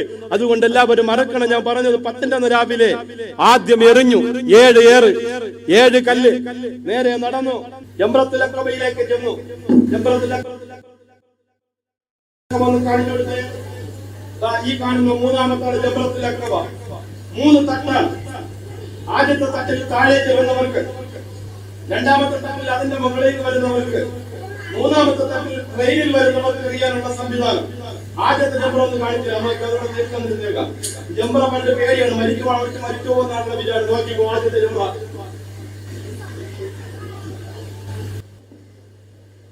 ശരിക്ക് ആദ്യത്തെ ജംറ ഇതായിരുന്നു. നോക്കിയേ, ഇതൊരു 50 കൊല്ലങ്ങൾക്ക് മുമ്പുള്ള ജംറയാണ്. നാട്ടിൽ നിന്ന് പോകുമ്പോഴേ മയ്യത്ത് തുണിയും കൂടെ പൊതിഞ്ഞോണ്ടാ പോണത്. ബോംബെ ചെന്നിട്ടാ പോണത്. 2000 വരെ മദ്രാസിൽ നിന്നാണ് ആളുകൾ ഹജ്ജിന് പോയിക്കൊണ്ടിരുന്നത്. ബോംബെ ചെന്ന് കപ്പലിൽ കയറും. നാട്ടിൽ നിന്ന് പോകുമ്പോൾ തന്നെ മയ്യത്ത് പൊതിയാനുള്ള തുണിയെല്ലാം കൂടെ മക്കൾ ഈ പെട്ടിക്കകത്ത് ആക്കിയാണ് കൊടുക്കുന്നത്. കപ്പലിൽ വെച്ച് മരിക്കുകയാണെങ്കിൽ കപ്പലിൽ വെച്ച് തന്നെ പൊതിഞ്ഞ് കല്ല് കെട്ടി കപ്പലിൽ തന്നെ അവിടെ നിന്ന് കടലിൽ താക്കും. കുറച്ചുകൂടെ കഴിഞ്ഞ ഫ്രീസർ സംവിധാനം വന്നത് മരിക്കുന്നവരെ ഫ്രീസർ എടുത്ത് വെക്കും. ജിദ്ദയിൽ എത്തുമ്പോൾ അവിടെ എടുത്തടക്കും. അങ്ങനെയായിരുന്നു. ഏകദേശം ശവ്വാലൊക്കെ ആവുമ്പോഴേ പുറപ്പെട്ടു തുടങ്ങും. എങ്കിലേ അവിടെ എത്തുള്ളൂ. അത്രയും ദീർഘമായ കഷ്ടപ്പാട് പെട്ടിട്ടാണ്. നമ്മുടെ നാട്ടിൽ നിന്ന് നേരത്തെ ആകെ ഉണ്ടായിരുന്ന ഒരു ഹാജിയാരാണ് 1.5 ലക്ഷം ഉപ്പ. അള്ളാഹു അദ്ദേഹത്തിന്റെ ഹജ്ജ് എല്ലാവർക്കും അറിയാവുന്ന ഒരു ഹാജി, നമുക്ക് പറയാൻ പറ്റുന്ന ഒരു ഹാജി ആരായിരുന്നു? ഷനവാസാക്കൊക്കെ ഓർമ്മയുണ്ട്. നമ്മളെ ചെറുപ്പത്തിൽ നമ്മളെ കുഞ്ഞിലേക്ക് ഓർമ്മയുണ്ടല്ലോ. ഇത്രയും താടിയും. നേരത്തെ ഇവിടെ ഉണ്ടായിരുന്ന നിസാം മുസ്ലിയാർ അദ്ദേഹത്തിന്റെ മാമാണ്. അദ്ദേഹം ഹജ്ജ് കഴിഞ്ഞ് വന്ന് ആ എല്ലാ വസ്ഫോട് കൂടിയാണ് എന്ത് ചെയ്തത്, ജീവിച്ചത്. വലിയ വക്കാറുള്ള മനുഷ്യനായിരുന്നു. അതിനെ കണ്ടാൽ തന്നെ ഭയങ്കര ഭയപ്പാടായിരുന്നു. വലിയ മനുഷ്യനായിരുന്നു. നമ്മുടെ നാട്ടിലെ എനിക്ക് വന്നത് നമുക്ക് നീണ്ടൊരു കാലം ഹാജിമാരായിട്ട് പരിചയം. കപ്പലിലാണ് ബോംബെ എന്ന് പോയത്. ഹജ്ജ് കഴിഞ്ഞ് വരുമ്പോഴൊക്കെ ഭയങ്കര അത്ഭുത മനുഷ്യനായിരുന്നു. ആര്? അദ്ദേഹം ഒരു വലിയ അത്ഭുത മനുഷ്യനായിരുന്നു. ആ കാലത്ത് എറിയുന്ന ജംറ ഈ ജംറയാണ്. അത് കഴിഞ്ഞ് പിന്നെ ജംറ കുറച്ചുകൂടി പുരോഗമിച്ച് നോക്ക്. ഇവിടെ മരിച്ചിരിക്കും. തിക്കിലും തിരക്കിലും ഒരുപാട് എല്ലാ വർഷത്തിലും ആളുകൾ മരിച്ചിരിക്കും. അത് കഴിഞ്ഞ ശേഷമുള്ള ജംറയാണ്. ജംറ എന്ന് പറഞ്ഞാൽ ഇബ്രാഹിം നബി ഇസ്മായിൽ നബി അറുക്കാൻ വേണ്ടി കൊണ്ടുപോയപ്പോൾ ഇബ്ലീസ് പൈശാചികത നടത്തുകയും അവിടെ വെച്ച് ഇബ്ലീസിനെ എറിഞ്ഞ് ഓടിച്ച് കണ്ണു പൊട്ടിച്ചു വിടുകയും അതിനെ അനുസ്മരിച്ചുകൊണ്ട് ഇബ്ലീസിനെ എറിയുന്നതാണ് ജംറ. ഇപ്പൊ നമ്മൾ എറിയണം നമ്മളെ ശൈത്താനെയാണ്. നമ്മളെ ശൈത്താനെയാണ് ആരെറിയേണ്ടിയുള്ളത്? നമ്മളെ ശൈത്താൻ അവിടെ എറിഞ്ഞു ഓടിക്കാൻ വേണ്ടി. ഏറ്റവും കൂടുതൽ ശൈത്താൻ ഉള്ളത് മക്കയിലാണ്. അതുകൊണ്ട് പോയിട്ട് അവിടെ നിന്ന് കൊണ്ടുവരരുത്. ഇവിടെ എല്ലാം ഉള്ളതെല്ലാം കൊണ്ടുവന്ന് വിടുന്നത് എവിടെയാണ്? അവിടെയാണ് കൊണ്ടുവന്ന് ഇടിഞ്ഞു വെച്ച് കെട്ടി എന്ത് ചെയ്യുന്നത്, വിടുന്നത്. അപ്പം പിന്നെയുള്ള ജംറ നോക്കിയേ. ഇത് ഈ തൂണി കൊള്ളണം. ഈ തൂണി കൊണ്ടിട്ട് കല്ല് ഇവിടെ വീഴണം. അന്ന് ഈ കല്ല് ഭൂമി വിഴുങ്ങും. ഇത് എടുക്കാൻ സംവിധാനമില്ല. അത്ഭുതകരമായ ആരൊക്കെ വിഴുങ്ങും? ഭൂമി വിഴുങ്ങും. അതിനുശേഷം വീണ്ടും അപകടങ്ങളും കാര്യങ്ങളും ഒക്കെ ആയി പുരോഗമിച്ചു. ഇപ്പോഴത്തെ നമ്മൾ നോക്കിയേ, 3 തട്ട് കടല് പോലെ കിടക്കുകയാണ്. ഏറ്റവും മുകളിൽ വരുന്നവർക്ക് ട്രെയിനിൽ വന്നിട്ട് മോളിൽ നിന്നറിയാം. ഈ ആദിമാർ എന്ത് ചെയ്യുമെന്നറിയാമോ? പാകിസ്ഥാനി ആദിമാർ ഇങ്ങനെ വന്നിട്ട് ആദ്യം തന്നെ കയ്യിലിരിക്കുന്ന കുപ്പിയും വെള്ളം ഒരൊറ്റ ഏറെ കയറി. അപ്പൊ തന്നെ വേക്കി നിൽക്കുന്ന തള്ളമാർക്ക് ആവേശം കയറി ചെരുപ്പൂരി എറി. അത് കഴിയുമ്പോൾ അതിന്റെ വേക്കി നിൽക്കുന്ന വേറെ എന്തെങ്കിലും ഒക്കെ എടുത്തെറിയും. എല്ലാം ഹറാമാണ്. 7 ചെറിയ കടലയുടെ ഇത്രയുള്ള കടലയുടെ അത്രയുള്ള 7 കല്ല്. ഈ 7 കല്ല് നോക്ക്. ഈ 7 കല്ല് ഇങ്ങനെ അറിയേണ്ടത്. അഊദു ബില്ലാഹി മിനശ് ശൈത്വാനിർ റജീം. ബിസ്മില്ലാഹിർ റഹ്മാനിർ റഹീം. ബിളല്ലിർ റഹ്മാനി വദബൽ ലിശൈത്താൻ. എറിഞ്ഞു അവിടെ വീഴും. ആ കല്ല് എറിഞ്ഞിട്ട് തിരിച്ചു വരണമെങ്കിൽ വെളിയിലേക്ക് വീഴണമെങ്കിൽ ഏറ് ശരിയായിട്ടില്ല. ആ കല്ലെടുക്കണ്ട, കയ്യിലിരിക്കുന്ന അടുത്തൊരു കല്ലെറിയുക. ഇത് ഇവിടെ സംഭവിക്കുന്നത്. ഇവിടെ നിന്നേ വേണം. ഈ മാമ എറിയാൻ വേണ്ടി ഇവിടെ നിൽക്കുകയാണ്. ഞാൻ ഇവിടെ ആയപ്പോ തന്നെ എനിക്കില്ല ദേഷ്യം കയറി. മുമ്പ് നിൽക്കണം, എറിയണം കേട്ടോ. ഉടനെ തന്നെ ഞാൻ മാമാരെ തലയെ കൊണ്ട് കല്ലിഞ്ഞു വന്നു. എത്രയൊക്കെ കൂട്ടും ഏറെ ശരിയായ. അവ എന്ത് ചെയ്യണം? അവിടെ നിൽക്കുക. മാമ അള്ളാന്റെ വലിയ അള്ളാഹു കബൂലാക്കട്ടെ. സ്വാലിഹായ മനുഷ്യനാണ്. എല്ലാ ഉസ്താദന്മാരോടും മഹബത്തുള്ള മനുഷ്യനാണ്. രാത്രിയൊക്കെ കബറിലൊക്കെ ഇറങ്ങിയിരുന്നോളെ മുൻകർലക്ഷം വന്നതിന് മുമ്പാളിലേക്ക് ചോദ്യം ചെയ്യും. അപ്പൊ നേരെ വന്ന് ഈ മാമ ഇവിടെ നിന്ന് മാറമ്പോ ഞാൻ ഇവിടെ അയാൾക്ക് അറിയാം. മനസ്സിലായ? ഞാൻ എവിടെന്നേ എറിയും? ഞാൻ ഇവിടുന്ന്. അപ്പൊ ഞാൻ നേരത്തെ പറഞ്ഞ സബൂർ വേണമെന്ന് പറഞ്ഞ അതാണ്. കുറച്ചേരം നിൽക്കുമ്പോ ദേഷ്യം വന്ന് ഇവിടുന്ന് എറിഞ്ഞ് കളഞ്ഞിട്ട് പോവാന്ന് പറഞ്ഞു. ഇനി ഇവിടുന്ന് കേറുമ്പോൾ ശ്രദ്ധിക്കേണ്ടത് എന്റെ തമ്പ് വലതു ഭാഗത്താണോ എന്റെ തമ്പ് ഇടതു ഭാഗത്താണോ എന്ന് ഇവിടെ നിന്ന് അടയാളം ചെയ്തിട്ട് പോവാം. കേറുമ്പോൾ ജംറയിൽ ഏറി കഴിഞ്ഞാൽ എന്റെ തമ്പ് വലതാണെങ്കിൽ ഞാൻ എവിടെ ഇറങ്ങണം?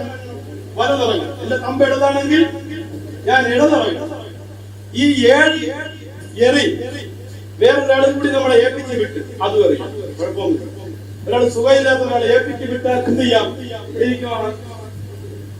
അന്ന് ജംറത്തുൽ അഖബയിൽ ദുആയൊന്നുമില്ല. ഏറ് കഴിയുക, ഇറങ്ങി പോവുക. ഇറങ്ങിപ്പോയാൽ പിന്നെ അടുത്തത് ഏതാണ്? ഏറ് കഴിഞ്ഞാൽ പിന്നെ അടുത്തത് അറവാണ്. അറവിന് വേണ്ടി നമ്മൾ രസീത് അടച്ചു കഴിഞ്ഞു. ആ അറവ് സമയത്ത് ഇവിടെ നടക്കും. ഏറ്, അറവ്. പിന്നെ ഇനി അടുത്തത് ഏതാണ്? മുടി വടിക്കാൻ വേണ്ടി ഒരുപാട് ബാർബർ ഷോപ്പുകളുണ്ട്. സൈഡിൽ പിള്ളേര് കത്തിരികയും ബ്ലേഡുമായി കാലും പോയിരിക്കരുത്. രണ്ട് പ്രശ്നമാണ്.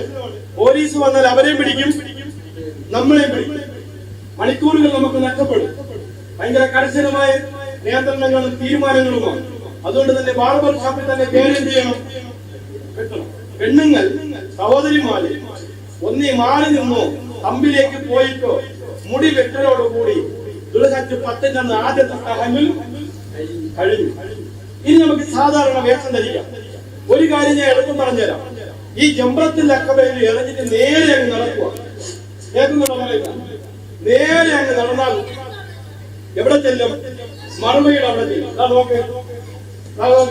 ഈ ഗുഹയ്ക്കകത്ത് കയറി ജംറത്തുൽ അഖബയിൽ അവിടെ നേരെ ഈ ഗുഹയ്ക്കകത്ത് കയറി നേരെ റസൂലുള്ളാഹിയുടെ വീട്ടിന്റെ അവിടെ ചെല്ലും. റസൂലുള്ളാഹിയുടെ വീട്ടിന്റെ അവിടെ ചെന്നാൽ ആ മറുപടി കൂടെ കയറിയ നേരെ ഹറമിന്റെ ഫ്രണ്ടിൽ ചെല്ലാം. ഹറമിന്റെ ഫ്രണ്ടിൽ ചെന്ന നേരെ ഇഫാദത്തിന്റെ തവാഫ്, ഹജ്ജിന്റെ വാജിബാണ്. ഇഫാദത്തിന്റെ തവാഫും ചെയ്ത് നേരെ മസ്കയിലേക്ക് പോയി സഈൻ ചെയ്താൽ രണ്ടാമത്തെ തഹല്ലുലും കഴിഞ്ഞു. ഇനി എല്ലാ കാര്യങ്ങളും പറ്റും. പെരുന്നാള് കഴിഞ്ഞാൽ സാധാ വസ്ത്രം ധരിക്കാം, സുഗന്ധ വസ്തുക്കൾ ഉപയോഗിക്കാം. ഒരു കാര്യം മാത്രം, ഭാര്യയും ഭർത്താവ് ഒരുമിച്ച് ജീവിക്കാൻ. ഇബാദത്തിന്റെ തവാഫും സയ്യും കഴിഞ്ഞാൽ ഒരുമിച്ച് എന്ത് ചെയ്യാം? സഹവസിക്കുന്നതിനും കുഴപ്പമില്ല. ഇനി നമുക്ക് ഹജ്ജിന്റെ കാര്യമായിട്ടുള്ളത് 3 ദിവസത്തെ ഏറുകൂടിയുണ്ട്. 10ന്റെ അന്ന് 7 കല്ലെറിഞ്ഞു. ഇനി 11ന്റെ അന്ന് ഉച്ചയ്ക്ക് ശേഷമാണ് ഏറ് തുടങ്ങുന്നത്. മനസ്സിലാവുന്നുണ്ടോ പറയുന്ന? ഉച്ചയ്ക്ക് ശേഷം 21 കല്ലെറിയണം. 3 ജംറയിൽ. എത്ര കല്ല്? ജംറത്തുൽ ഊലയിൽ 7 കല്ല്, ജംറത്തുൽ മുസ്തയിൽ 7 കല്ല്, ജംറത്തുൽ അഖബയിൽ 7 കല്ല്. എത്രയായി? 21. 21 7 20. കണക്ക് കൂട്ടണ തെറ്റിപ്പോരുത്. ഞാനിങ്ങനെ ഒരിക്കൽ കണക്ക് കൂട്ടിക്കൊണ്ടെന്നപ്പോ ചോദിച്ചു, എനിക്ക് എത്ര വയസ്സായെന്ന് പറയാമോ എന്ന് ചോദിച്ചു. അപ്പൊ ഒരു കുട്ടി എഴുന്നേറ്റ് പറഞ്ഞ് 40 വയസ്സായെന്ന് പറഞ്ഞു. അപ്പൊ ഞാൻ ചോദിച്ചു, എങ്ങനെ മനസ്സിലായെന്ന് ചോദിച്ചു. അത് നമ്മളെ വീട്ടിൽ ഒരു കിറുക്കൻ ചെറുക്കനുണ്ട്, അവന് വയസ്സ് 20ആണ്. അവന്റെ കിറുക്കും സാറിന്റെ വയസ്സും കൂടെ കൂട്ടിയെന്ന് പറഞ്ഞു. കാരണം അവൻ അരക്കിറുക്കും ഉസ്താവിന് മുഴുക്കിറുക്കുമാണ്. അപ്പം 40 വയസ്സുണ്ട്. എങ്ങനെയാ വരുന്നത്? 40 എത്രയായി? 7 7 14. 14 7 21 കല്ല് ഇന്ന് എറിഞ്ഞു. ഇന്നലെ എത്ര എറിഞ്ഞു? അപ്പൊ എത്രയായി? ഇനി എത്ര കല്ല് ബാക്കിയുണ്ട്? ഇനി എത്രയുണ്ട്? ഇനി ബാക്കിയുള്ള ദിവസങ്ങളിൽ 3 ദിവസങ്ങളിൽ എറിയാനുണ്ട്. ഈ 3ാമത്തെ ദിവസം 2 ദിവസം കൂടി എറിഞ്ഞിട്ട് അടുത്ത ദിവസം കൂടി എറിഞ്ഞിട്ട് സൂര്യൻ അസ്തമിക്കുന്നതിന് മുമ്പ് വേണമെങ്കിൽ അടുത്ത ദിവസത്തെ ഏർ ഒഴിവാക്കി നമുക്ക് 12ന്റെ അന്ന് എറിഞ്ഞു പോകുന്നതുകൊണ്ടൊന്നില്ല, കുഴപ്പമൊന്നും ഇല്ല. ആ ബാക്കിയുള്ള കല്ല് അവിടെ കളഞ്ഞിട്ട് പോയാൽ മതി. സൂര്യൻ അസ്തമിക്കുന്നതിന് മുമ്പ് മിന വിടാൻ പറ്റിയിട്ടില്ലെങ്കിൽ പിറ്റേ ദിവസത്തെ ഏറും കൂടി എറിഞ്ഞിട്ടേ പോവും.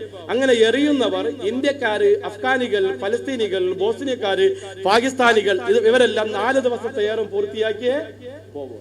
ഹജ്ജിന്റെ എല്ലാ ഇബാദത്തും കഴിഞ്ഞ് നേരെ നമ്മൾ അസീസിയയിലേക്ക് വരും. ഇനി ഹറമിലോട്ടൊന്നും നമുക്ക് 7 അയലത്തോലും അടുക്കാൻ പറ്റൂല, ജുമയ്ക്കൊന്നും നമുക്ക് എത്തിപ്പെടാൻ പറ്റൂല. ഈ ഹജ്ജ് കഴിഞ്ഞ് വന്നാൽ പിന്നെ ഫർദും ഇല്ല, സുന്നത്തും ഇല്ല, ഒരൊറ്റ കടത്താം. എല്ലാം കിട്ടിയല്ലോ, സ്വർഗവും എല്ലാം കിട്ടി. കാലിന് നീര്, കൈക്ക് നീര്. ഇനി എനിക്ക് നിസ്കാരമൊന്നും വേണ്ട. അടുത്ത ആചാര്യ പറഞ്ഞ ഒരു കമ്മീസ് ഒരു തൊപ്പിയും മേടിച്ചോട് അളയാ. നാട്ടിൽ ചെല്ലുമ്പോൾ, തിരുവനന്തപുരത്ത് ചെല്ലുമ്പോൾ ഇത് ഇട്ടോണ്ടിറങ്ങണം. ഇനി നാട്ടിൽ ചെല്ലുന്ന വരെ നിസ്കാരമൊന്നുമില്ല. അങ്ങനെയല്ല. അള്ളാഹു സ്വീകരിച്ചതിന്റെ അടയാളം അപ്പോഴാണ് പ്രകടമാവുന്നത്. കഴിയുന്നവരൊക്കെ ഹറമിൽ പോകും, അല്ലാത്തവർ അവിടെ നിന്ന് അടുത്ത പള്ളികളിലൊക്കെ നിസ്കരിച്ച്. ഇനി ഒരൊറ്റ കാര്യം മാത്രം ബാക്കിയുണ്ട്, ബിദാഇന്റെ തവാഫ്. ബിദാഇന്റെ തവാഫും കഴിഞ്ഞ് നമ്മളെ നാട്ടിലേക്ക് മടങ്ങും. അള്ളാഹു കബൂലാക്കുമാറാകട്ടെ. നമ്മൾ അവിടെ ഹജ്ജിന് നിൽക്കുന്നവർ അവിടെയാണ് അറുക്കേണ്ടിയുള്ളത്. നമ്മളെ ഉലുഹി അറുക്കേണ്ടിയുള്ളത് എവിടെയാണ്? അയ്യുൽ ഹജ്ജി അഫ്ദലു യാ റസൂലല്ലാഹ് അൽ ഹജ്ജു വസ്സജ്ജു എന്ന് പറഞ്ഞത് അവിടെ അറുക്കുമ്പോൾ 1 ലക്ഷം പ്രതിഫലമാണ്. ഒരു മൃഗത്തിനെ അറുത്തതിന് മക്കയിലാവുമ്പോ എത്ര മൃഗത്തിനെ അറുത്തതിന്റെ കൂലി? 1 ലക്ഷം മൃഗത്തിനെ അറുത്തതിന്റെ കൂലി. അതുകൊണ്ട് എവിടെ തന്നെ അറുക്കണം? അത് അവിടെ തന്നെ അറുക്കണം. കാരണം ഈ ഹജ്ജിൽ അറുക്കൽ നിർബന്ധമാണെന്ന് പറഞ്ഞ ഉലമാക്കൾ വരെയുണ്ട്. മദ്ഹബിന്റെ ഇടയിലുള്ള ചർച്ചയാണ് അറുക്കൽ സുന്നത്ത്, ഫർദ്, വാജിബ് എന്നൊക്കെ ഹദീസ് ന്യായീകരിച്ചുകൊണ്ട് ഉലമാക്കൾ പറഞ്ഞ ചർച്ചയാണ്. റസൂലുള്ളാഹിയുടെ ഹദീസിന് നേരിട്ട് നമ്മൾ പഠിക്കുമ്പോൾ അറുക്കൽ ഏതാണ്? നിർബന്ധമാണ്. മനസ്സിലായോ? ബഹുമാന്യരായ സഹോദരിമാരെ, അങ്ങനെ അൽഹംദുലില്ലാഹ് ഹജ്ജും ഉംറയും നമ്മൾ നന്നായി പഠിച്ചു, പരിശ്രമിച്ചു, സ്ഥലങ്ങൾ കണ്ടു, പരിചയപ്പെട്ടു. ഇനി നമ്മൾ ഇൻഷാ അല്ലാഹ് മദീനയിലേക്കുള്ള യാത്രയെ കുറിച്ച് പറയണം. മദീനയിലേക്കുള്ള യാത്ര സുന്നത്തായ യാത്രയാണ്. സുന്നത്തും മുഅക്കദത്തുൻ. മൻ സാറ ഖബരി ബഅദ വഫാത്തി ഫകഅന്നമാ സാറനി ഫി ഹയാത്തി. ആരെങ്കിലും എന്റെ മരണത്തിന് ശേഷം, എന്റെ വഫാത്തിന് ശേഷം എന്റെ റൗള സിയാറത്ത് ചെയ്യുകയാണെങ്കിൽ ജീവിച്ചിരിക്കുമ്പോൾ എന്നെ സന്ദർശിച്ചവനെ പോലെയാണെന്ന് മുഹമ്മദ് റസൂലുള്ളാഹി. വമൻ ഹജ്ജ ഫലം യസുർനി, ആരെങ്കിലും ഹജ്ജിന് വരികയും എന്നെ കാണാൻ വരാതിരിക്കുകയും ചെയ്താൽ ഫക്കഅന്നമാ ജഫൗനി, ഞാനുമായി പിണങ്ങിയവനെ പോലെയാണെന്ന് മുഹമ്മദ് മുസ്തഫ. ബഹുമാനരായ സഹോദരിമാരെ, പ്രിയപ്പെട്ട ഉമ്മമാരെ, ഹജ്ജ് ഫർളായതുപോലെ തന്നെ റൗള ശരീഫ് സിയാറത്ത് ചെയ്യൽ നമ്മളെ മനസ്സിന്റെ ആഗ്രഹം. ശരിക്കും കഅബ കാണുന്നതിനേക്കാളും ഇപ്പം നമ്മുടെ മനസ്സിലുള്ള ഒരു ആഗ്രഹം ഏതാണ്? എല്ലാവരും മനസ്സിൽ കഅബ കാണുന്നതിനേക്കാളും ഒരു ആഗ്രഹമുള്ളത് റൗള ശരീഫിൽ 2 റക്അത്ത് നിസ്കരിക്കണം, റസൂലുള്ളാഹിയുടെ റൗളയിൽ ചെന്ന് അസ്സലാത്തു വസ്സലാമു അലൈക യാ റസൂലല്ലാഹ് എന്നൊന്ന് പറയണം. നമ്മൾ ആദ്യം അത് ദുആ എന്നിട്ട് ഹജ്ജിന് തൗഫീഖ് തരണേന്ന് എന്ത് ചെയ്യുന്നത്? ദുആ ചെയ്യുന്നു. റൗള ശരീഫ് കാണാൻ ആഗ്രഹമില്ലാത്ത ഒരു മുസ്ലിമോ ഇല്ല. ജീവിച്ചിരുന്നപ്പോ റസൂലുള്ളാഹി നമുക്ക് കാണാൻ പറ്റിയില്ല, സ്വപ്നത്തിൽ നമുക്കൊന്നും കാണാൻ പറ്റിയില്ല. ആ റസൂലുള്ളാഹിയുടെ റൗള ശരീഫെങ്കിലും ശരിക്കും റസൂലുള്ളാഹിയുടെ ഖബർ കണ്ടു എന്ന് പറഞ്ഞൂടാ, റസൂലുള്ളാഹിയുടെ ഖബർ ഞാൻ പോയി എന്ന് പറഞ്ഞൂടാ. മാലിക് ഇമാം പറയണ സുർത്തുൻ നബി, ഞാൻ നബിയെ കാണാൻ പോയി. ലാ തഖുൽ സുർത ഖബറുൻ നബി, നബി തങ്ങളുടെ ഖബർ ഞാൻ കണ്ടു എന്ന് പറയില്ല. നബി തങ്ങൾക്ക് അങ്ങനെ ഖബർ ഇല്ല, കാരണം റസൂൽ മരണപ്പെട്ടിട്ടില്ല. വഅലമു അന്ന ഫീകും റസൂലല്ലാഹ്, നിങ്ങളെ കൂടെ തന്നെ റസൂലുള്ളാഹി സ്വല്ലല്ലാഹു അലൈഹി വസല്ലം തങ്ങൾ നിങ്ങളെ കൂടെ തന്നെ ഉണ്ട്, നിങ്ങളുടെ എപ്പോഴും റസൂൽ ഉണ്ട്. അതുകൊണ്ട് റസൂലുള്ളാഹിയുടെ ഖബർ കണ്ടു എന്ന് പറയരുതേ, ഞാൻ റസൂലുള്ളാഹിയെ കണ്ടു എന്ന് പറയണമേ എന്ന് മഹാനായ മാലിക് റളിയല്ലാഹു അൻഹു പറഞ്ഞു. ഖുർആനിൽ അല്ലാഹു ഒരു ആയത്ത് പറയേ, ലാ തർഫഉ അസ്വാതകും ഫൗക സൗത്തിൻ നബി, നബി തങ്ങളുടെ ശബ്ദത്തെക്കാൾ നിങ്ങൾ ശബ്ദം ഉയർത്തരുത്. മാലിക് റളിയല്ലാഹു അൻഹു പറയാണ്, ഈ ആയത്ത് റസൂൽ ജീവിച്ചിരുന്നപ്പോഴും റസൂൽ വഫാത്തായപ്പോഴും ഒരുപോലെയാണ്. ഇരുന്നപ്പോഴും ശബ്ദം ഉയർത്താൻ പാടില്ല, തങ്ങളുടെ വഫാത്തിന് ശേഷവും ശബ്ദം ഉയർത്താൻ പാടില്ല, എല്ലാ കാലവും ഒരുപോലെയാണ്. പ്രിയപ്പെട്ടവരെ, അല്ലാഹുവിന്റെ റസൂൽ പറഞ്ഞു, ആരെങ്കിലും മദീനയിലേക്ക് വരികയും മദീനയിലെ കാലാവസ്ഥയിൽ ക്ഷമിക്കുകയും സഹിക്കുകയും ചെയ്താൽ ഫകുന്തു ശഫീഅൻ യൗമൽ ഖിയാമ, ഖിയാമത്ത് നാളിൽ ഞാൻ അവന് ശുപാർശകനാകുമെന്ന് മുഹമ്മദ് മുസ്തഫ. മദീനയിൽ ചെല്ലുമ്പോൾ പനി വരും, മദീനയിൽ ചെല്ലുമ്പോൾ ചുമ വരും, മദീനയിൽ ചെല്ലുമ്പോൾ നെഞ്ചുവേദന വരും, ഒരു ചുമയ്ക്ക് 2.5 കിലോ ഭാരം ഉണ്ടാകും. നമ്മുടെ എല്ലാ അഴുക്കുകളും അവിടെയാണ് കഴുകിക്കളയുന്നത്. നമുക്ക് അസുഖം വരുമ്പോൾ നമ്മൾ മനസ്സിലാക്കേണ്ടത് നമ്മളൊന്ന് ശുദ്ധീകരിക്കുകയാണ്. ഒരു ഹജ്ജ് കഴിഞ്ഞ് വന്ന് ക്ഷീണം മാറണമെങ്കിൽ 3 മാസം കഴിയണം. 3 മാസം കഴിയണം. ഒരു ഉംറ കഴിഞ്ഞ് നാട്ടിലെത്തി ക്ഷീണം മാറണമെങ്കിൽ 1.5 മാസം കഴിയണം. മദീനയിൽ ചെല്ലുമ്പോൾ ശരിക്കും നമ്മളൊന്ന് കിക്കി, നമ്മളെ ശരിക്കൊന്ന് മിക്സിയിലിട്ട് അടിക്കുന്നത് പോലെ ശരിക്കൊന്ന് അടിച്ച് എല്ലാ അഴുക്കുകളും കളഞ്ഞ് നമ്മളെ ശരിക്കൊന്ന് പരിശുദ്ധരാക്കി എടുക്കും. അതിനുവേണ്ടി ചിലപ്പോൾ പനി വരും, ചുമ വരും, ക്ഷീണം വരും, തളർച്ച വരും. എന്തൊരു കാലാവസ്ഥ! ഇവിടെ കൂടുതൽ 10 ദിവസം നിൽക്കാതിരിക്കലായിരുന്നു നല്ലത്, ഒരു 3 ദിവസം മതിയായിരുന്നു. ഒരാൾ മദീനയിൽ വന്നിട്ട് മദീനയിലെ തൈര് കൂട്ടിയിട്ട് പറഞ്ഞ് മക്കയിലെ തൈരിന്റെ അത്രയും നല്ല തൈരല്ല മദീനയിലെ തൈര് എന്ന് ഒരു വലിയന്റെ ചരിത്രത്തിൽ പറയാണ്. അന്ന് രാത്രി അദ്ദേഹം റസൂലുള്ളാഹിയെ സ്വപ്നം കണ്ട്. റസൂൽ ചോദിച്ചു, എന്റെ നാട്ടിൽ തൈര് നിനക്ക് ഇഷ്ടപ്പെട്ടില്ലല്ലേ, നീ ഇവിടെ നിൽക്കരുത്, നീ പെട്ടെന്ന് പൊയ്ക്കോളാൻ പറഞ്ഞു, നീ എന്റെ പട്ടണത്തിൽ നിൽക്കരുത്. എന്റെ റസൂൽ അവിടെ ചെല്ലുമ്പോൾ പനിയും ചുമയും നെഞ്ചുവേദനയും അങ്ങനെ പകർച്ചവ്യാധികൾ കൊണ്ട് നിറഞ്ഞൊരു നാടായിരുന്നു മദീന. അന്ന് ആ നാടിന്റെ പേര് യസ്രിബ് എന്നായിരുന്നു.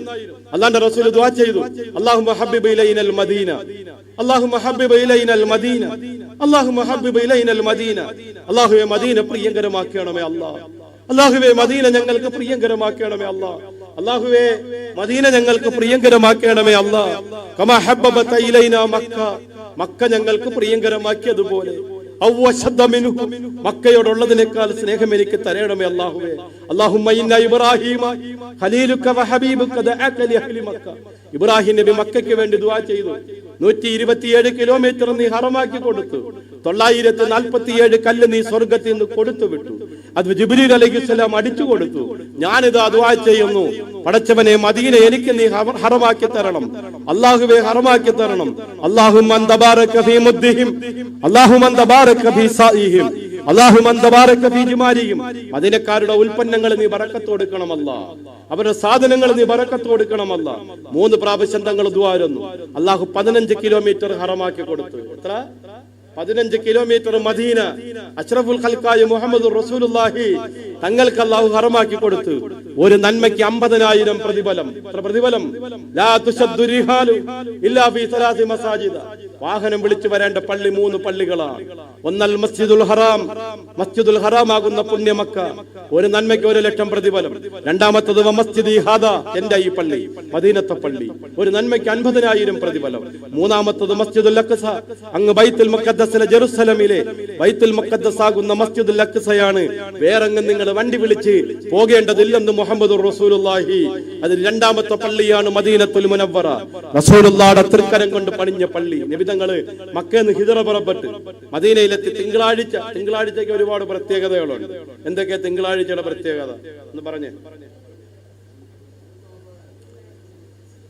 മാമക്ക് എപ്പോഴും നോമ്പ് പിടിക്കണ ഉദ്ദേശം മാത്രമേ ഉള്ളൂ. കാരണം പെണ്ണ് കെട്ടിയില്ല, കല്യാണം കഴിച്ചില്ല, വേറെ ജോലിയൊന്നുമില്ല. ഇങ്ങനെ നോമ്പ് പിടിച്ച് അല്ലാണ്ട് റസൂല് പറഞ്ഞത് പെണ്ണ് കെട്ടാത്തൊരു നോമ്പ് പിടിക്കട്ടെ എന്നാ.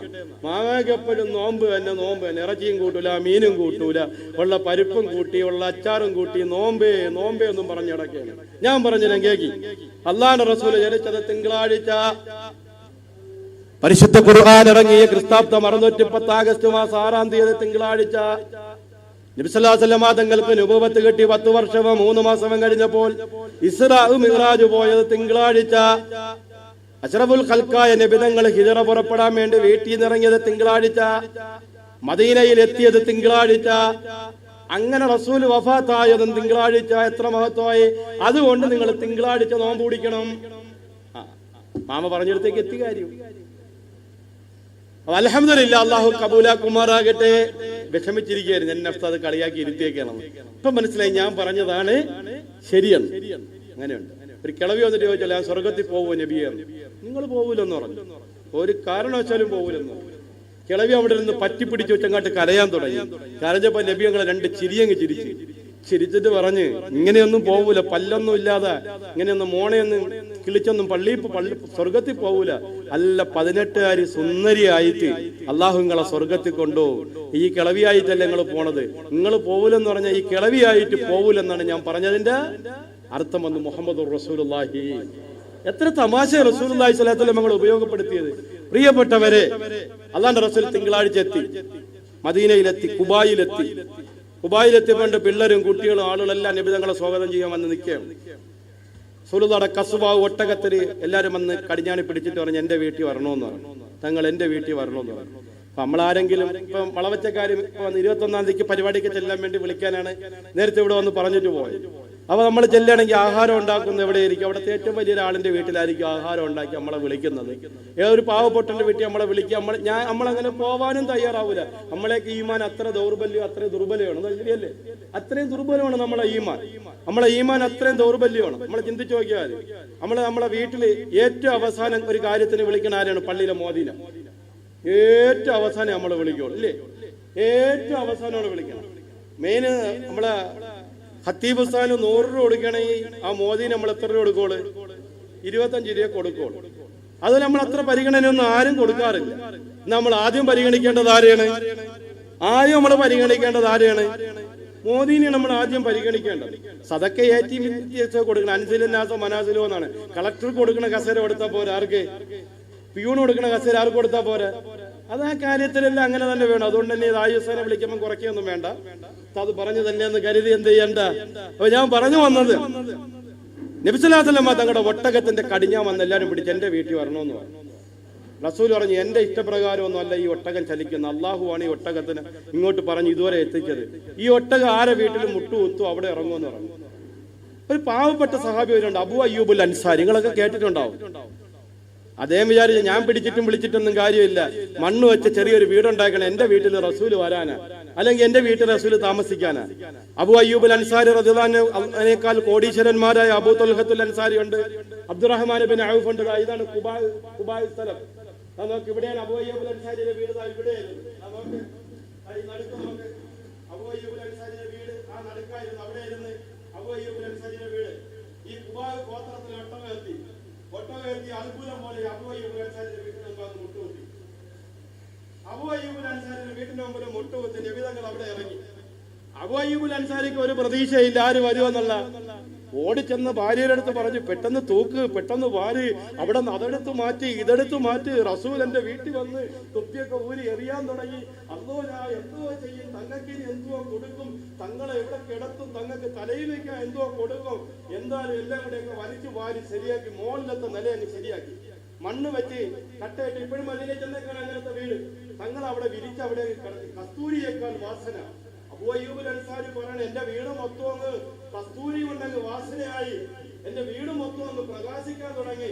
രാത്രി ചന്ദ്രൻ ഉദിച്ചതുപോലെ എന്റെ വീടിന്റെ പ്രകാശം ആകാശത്തിൽ നിന്ന് ചന്ദ്രനെ ഇറങ്ങി വന്നതുപോലെ രാത്രി തങ്ങൾ അങ്ങ് ഉറങ്ങാൻ വേണ്ടി കിടന്ന്. അബൂ അയ്യൂബ് അൻസാരി ഭാര്യ നിലത്ത് കിടന്ന്. അബൂ അയ്യൂബ് അൻസാരി ചാടി എഴുന്നേറ്റിട്ട് പറയും, റസൂലുള്ളാഹിയുടെ തല അവിടെ ഇടാമോ, ഞാൻ കാല് നീട്ടുന്നു. പെട്ടെന്ന് തിരിഞ്ഞ് ഇങ്ങോട്ട് കിടക്കും. വീണ്ടും ഉറക്കത്തിൽ നിന്ന് എഴുന്നേറ്റ് റസൂലിന്റെ തലയുടെ ഭാഗത്തായിരിക്കും നമ്മളെ കാല്. തിങ്കളാഴ്ച തങ്ങൾ അവിടെ കിടന്ന്, ചൊവ്വാഴ്ച അവിടെ കിടന്ന്, ബുധനാഴ്ച അവിടെ കിടന്ന്. ഈ 3 ദിവസം ഇവർ ഉറങ്ങിയിട്ടില്ല. ഈ 3 ദിവസവും ഇവരെന്ത് ചെയ്തിട്ടില്ല?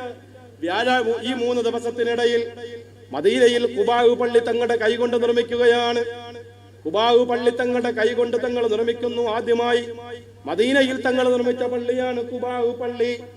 അല്ലാഹുവിന്റെ റസൂൽ പറഞ്ഞു, ആരെങ്കിലും വീട്ടിൽ നിന്ന് ഓതുവെടുത്ത് ആരെങ്കിലും എന്റെ ഖുബാഉ പള്ളിയിലേക്ക് വന്ന് 2 റക്അത്ത് നിസ്കരിച്ചാൽ ഒരു ഉംറ ചെയ്ത കൂലി കിട്ടുമെന്ന് മുഹമ്മദ് മുസ്തഫ. അതുകൊണ്ട് തന്നെ ഖുബാഉ പള്ളിയില് 2 റക്അത്ത് നിസ്കരിച്ചാല് ഒരു ഉംറ ചെയ്ത കൂലിയുണ്ട്. ഇതാണ് ഖുബാഉ പള്ളി. എല്ലാ ശനിയാഴ്ചയും റസൂൽ കാൽനടയായി ഖുബാഉ പള്ളിയിൽ വരുമായിരുന്നു. ഈ പള്ളിയുടെ ഫ്രണ്ടിൽ ഒരു കിണറുണ്ട്. ആ കിണറിൽ റസൂലുള്ളാഹിയുടെ മോതിരം വീണിട്ടുണ്ട്. അടുത്ത സമയം വരെയും ആ കിണറ്റിലെ വെള്ളം ശിഫായിന് ഉപയോഗിക്കുമായിരുന്നു. ഇപ്പോഴാ കിണർ മൂടിക്കളഞ്ഞ കിണർ കാണിച്ചു തരാം. ഈ കിണറിൽ അല്ലാഹുവിന്റെ റസൂലും അബൂബക്കർ സിദ്ദീഖും ഉമർ ഫാറൂഖും ഉസ്മാൻ ബിൻ അഫ്ഫാനും കൂടി വന്നിരിക്കുമ്പോൾ നബി തങ്ങൾ പറയും, ഒരു നബി, 2 സിദ്ദീഖ്, ഒരു സിദ്ദീഖ്, 2 ഷഹീദന്മാർ. ഇങ്ങനെ ഒരു നബി, ഒരു സിദ്ദീഖ്, 2 ഷഹീദന്മാർ. ആര് നബി? മുഹമ്മദ് മുസ്തഫ. ആര് സിദ്ദീഖ്? അബൂബക്കർ സിദ്ദീഖ്. 2 ഷഹീദന്മാർ. ആര്? ഉമർ ബിൻ ഖത്താബ് റളിയല്ലാഹു അൻഹു, ഉസ്മാൻ ബിൻ അഫ്ഫാൻ റളിയല്ലാഹു അൻഹു. റസൂലുള്ളാഹിയുടെ മോതിരം ഈ കിണറ്റിനകത്ത് വീണുപോയി. അതിപ്പോ മൂടിയിട്ടുണ്ട്. അത് കാണിച്ചു കൊടുത്തേ. ഈ ഭാഗത്താണ്, ഈ കാണുന്ന ഭാഗത്തായി ഇപ്പൊ അത് മൂടിയിട്ടുണ്ട്. നിങ്ങളൊക്കെ അത് നേരിട്ട് കണ്ടിട്ടുണ്ട്. അല്ലാഹു തആല ഇവിടെ എത്താൻ പോകാനൊക്കെ തൗഫീഖ് തരട്ടെ. 3 ദിവസം ഇവിടെ താമസിക്കും. ഈ പള്ളി ഉണ്ടാക്കി, ഖുബാഉ പള്ളി ഉണ്ടാക്കി. വ്യാഴാഴ്ച രാവിലെ തങ്ങൾ ഇവിടെ നിറങ്ങി. ഇവിടെ തമ്പിലേക്ക് പോയാൽ മതി. ഇൻഷാ അല്ലാഹ് അല്ലാഹു തൗഫീഖ് ചെയ്യട്ടെ. അല്ലാഹു തൗഫീഖ് ചെയ്യട്ടെ. ഇൻഷാ അല്ലാഹ് അല്ലാഹു തൗഫീഖ് ചെയ്യണേ. ചിലപ്പോൾ നിങ്ങളെയൊക്കെ നമുക്ക് അവിടെ വെച്ച് കാണാം. ഇൻഷാ അല്ലാഹ് കാണണമെങ്കിൽ നമുക്ക് എല്ലാവരും കൂടെയൊക്കെ ഒരുമിച്ച് കൂട്ടി നമുക്ക് ഇങ്ങനെയൊക്കെ ചെയ്യാം. അല്ലാഹു ചെയ്യാൻ തൗഫീഖ് തരട്ടെ. ചിലപ്പോൾ അല്ലാഹു അല്ലേ തൗഫീഖ് തരണം. ആരെങ്കിലും വന്നിട്ട് ദുൽഹജ്ജ് 1 പറയാണ്, സാന്ന് പോയിട്ട് വാപ്പാക്ക് ഒരു ഹജ്ജ് ചെയ്തിട്ട് വാസ്താജ് എന്ന് പറഞ്ഞ ദുൽഹജ്ജ് 1 വന്നാൽ മതിയല്ലോ. അന്ന് 13 അന്ന് തിരിച്ചെന്ത് ചെയ്യാം, വരെയും ചെയ്യാമല്ലോ. അതൊക്കെ ചിലപ്പോൾ നടക്കുന്ന കാര്യങ്ങളല്ലേ. ചിലപ്പോൾ അപ്പൊ എല്ലാവരും അവിടെ വെച്ച് കാണാം. അല്ലാഹു കാണാൻ തൗഫീഖ് തരട്ടെ. അപ്പൊ നമുക്കാണെങ്കിൽ വന്നാൽ പിന്നെ നിങ്ങൾ എവിടെയൊക്കെ താമസിക്കണമെന്ന് ഓരോരുത്തരും താമസിക്കുന്ന സ്ഥലങ്ങൾ കണ്ടുപിടിക്കാനൊക്കെ വളരെ എളുപ്പമായ കാര്യമാണ്. ഞാൻ പറഞ്ഞു വന്നത്, അവിടെ നിന്ന് നബി തങ്ങൾ ഈ പള്ളി നോക്കിയേ, ലോകത്തെ ആദ്യത്തെ ജുമ നടന്ന പള്ളിയാണ്. ഏത് പള്ളിയാണ്? ലോകത്തെ ചായ കൊടുത്തിട്ട് പറഞ്ഞാൽ മതിയാ പോലെ നോപ്പാക്കിയ ചായ കിട്ടുന്നു, ചായ കടി കൊടുക്കും.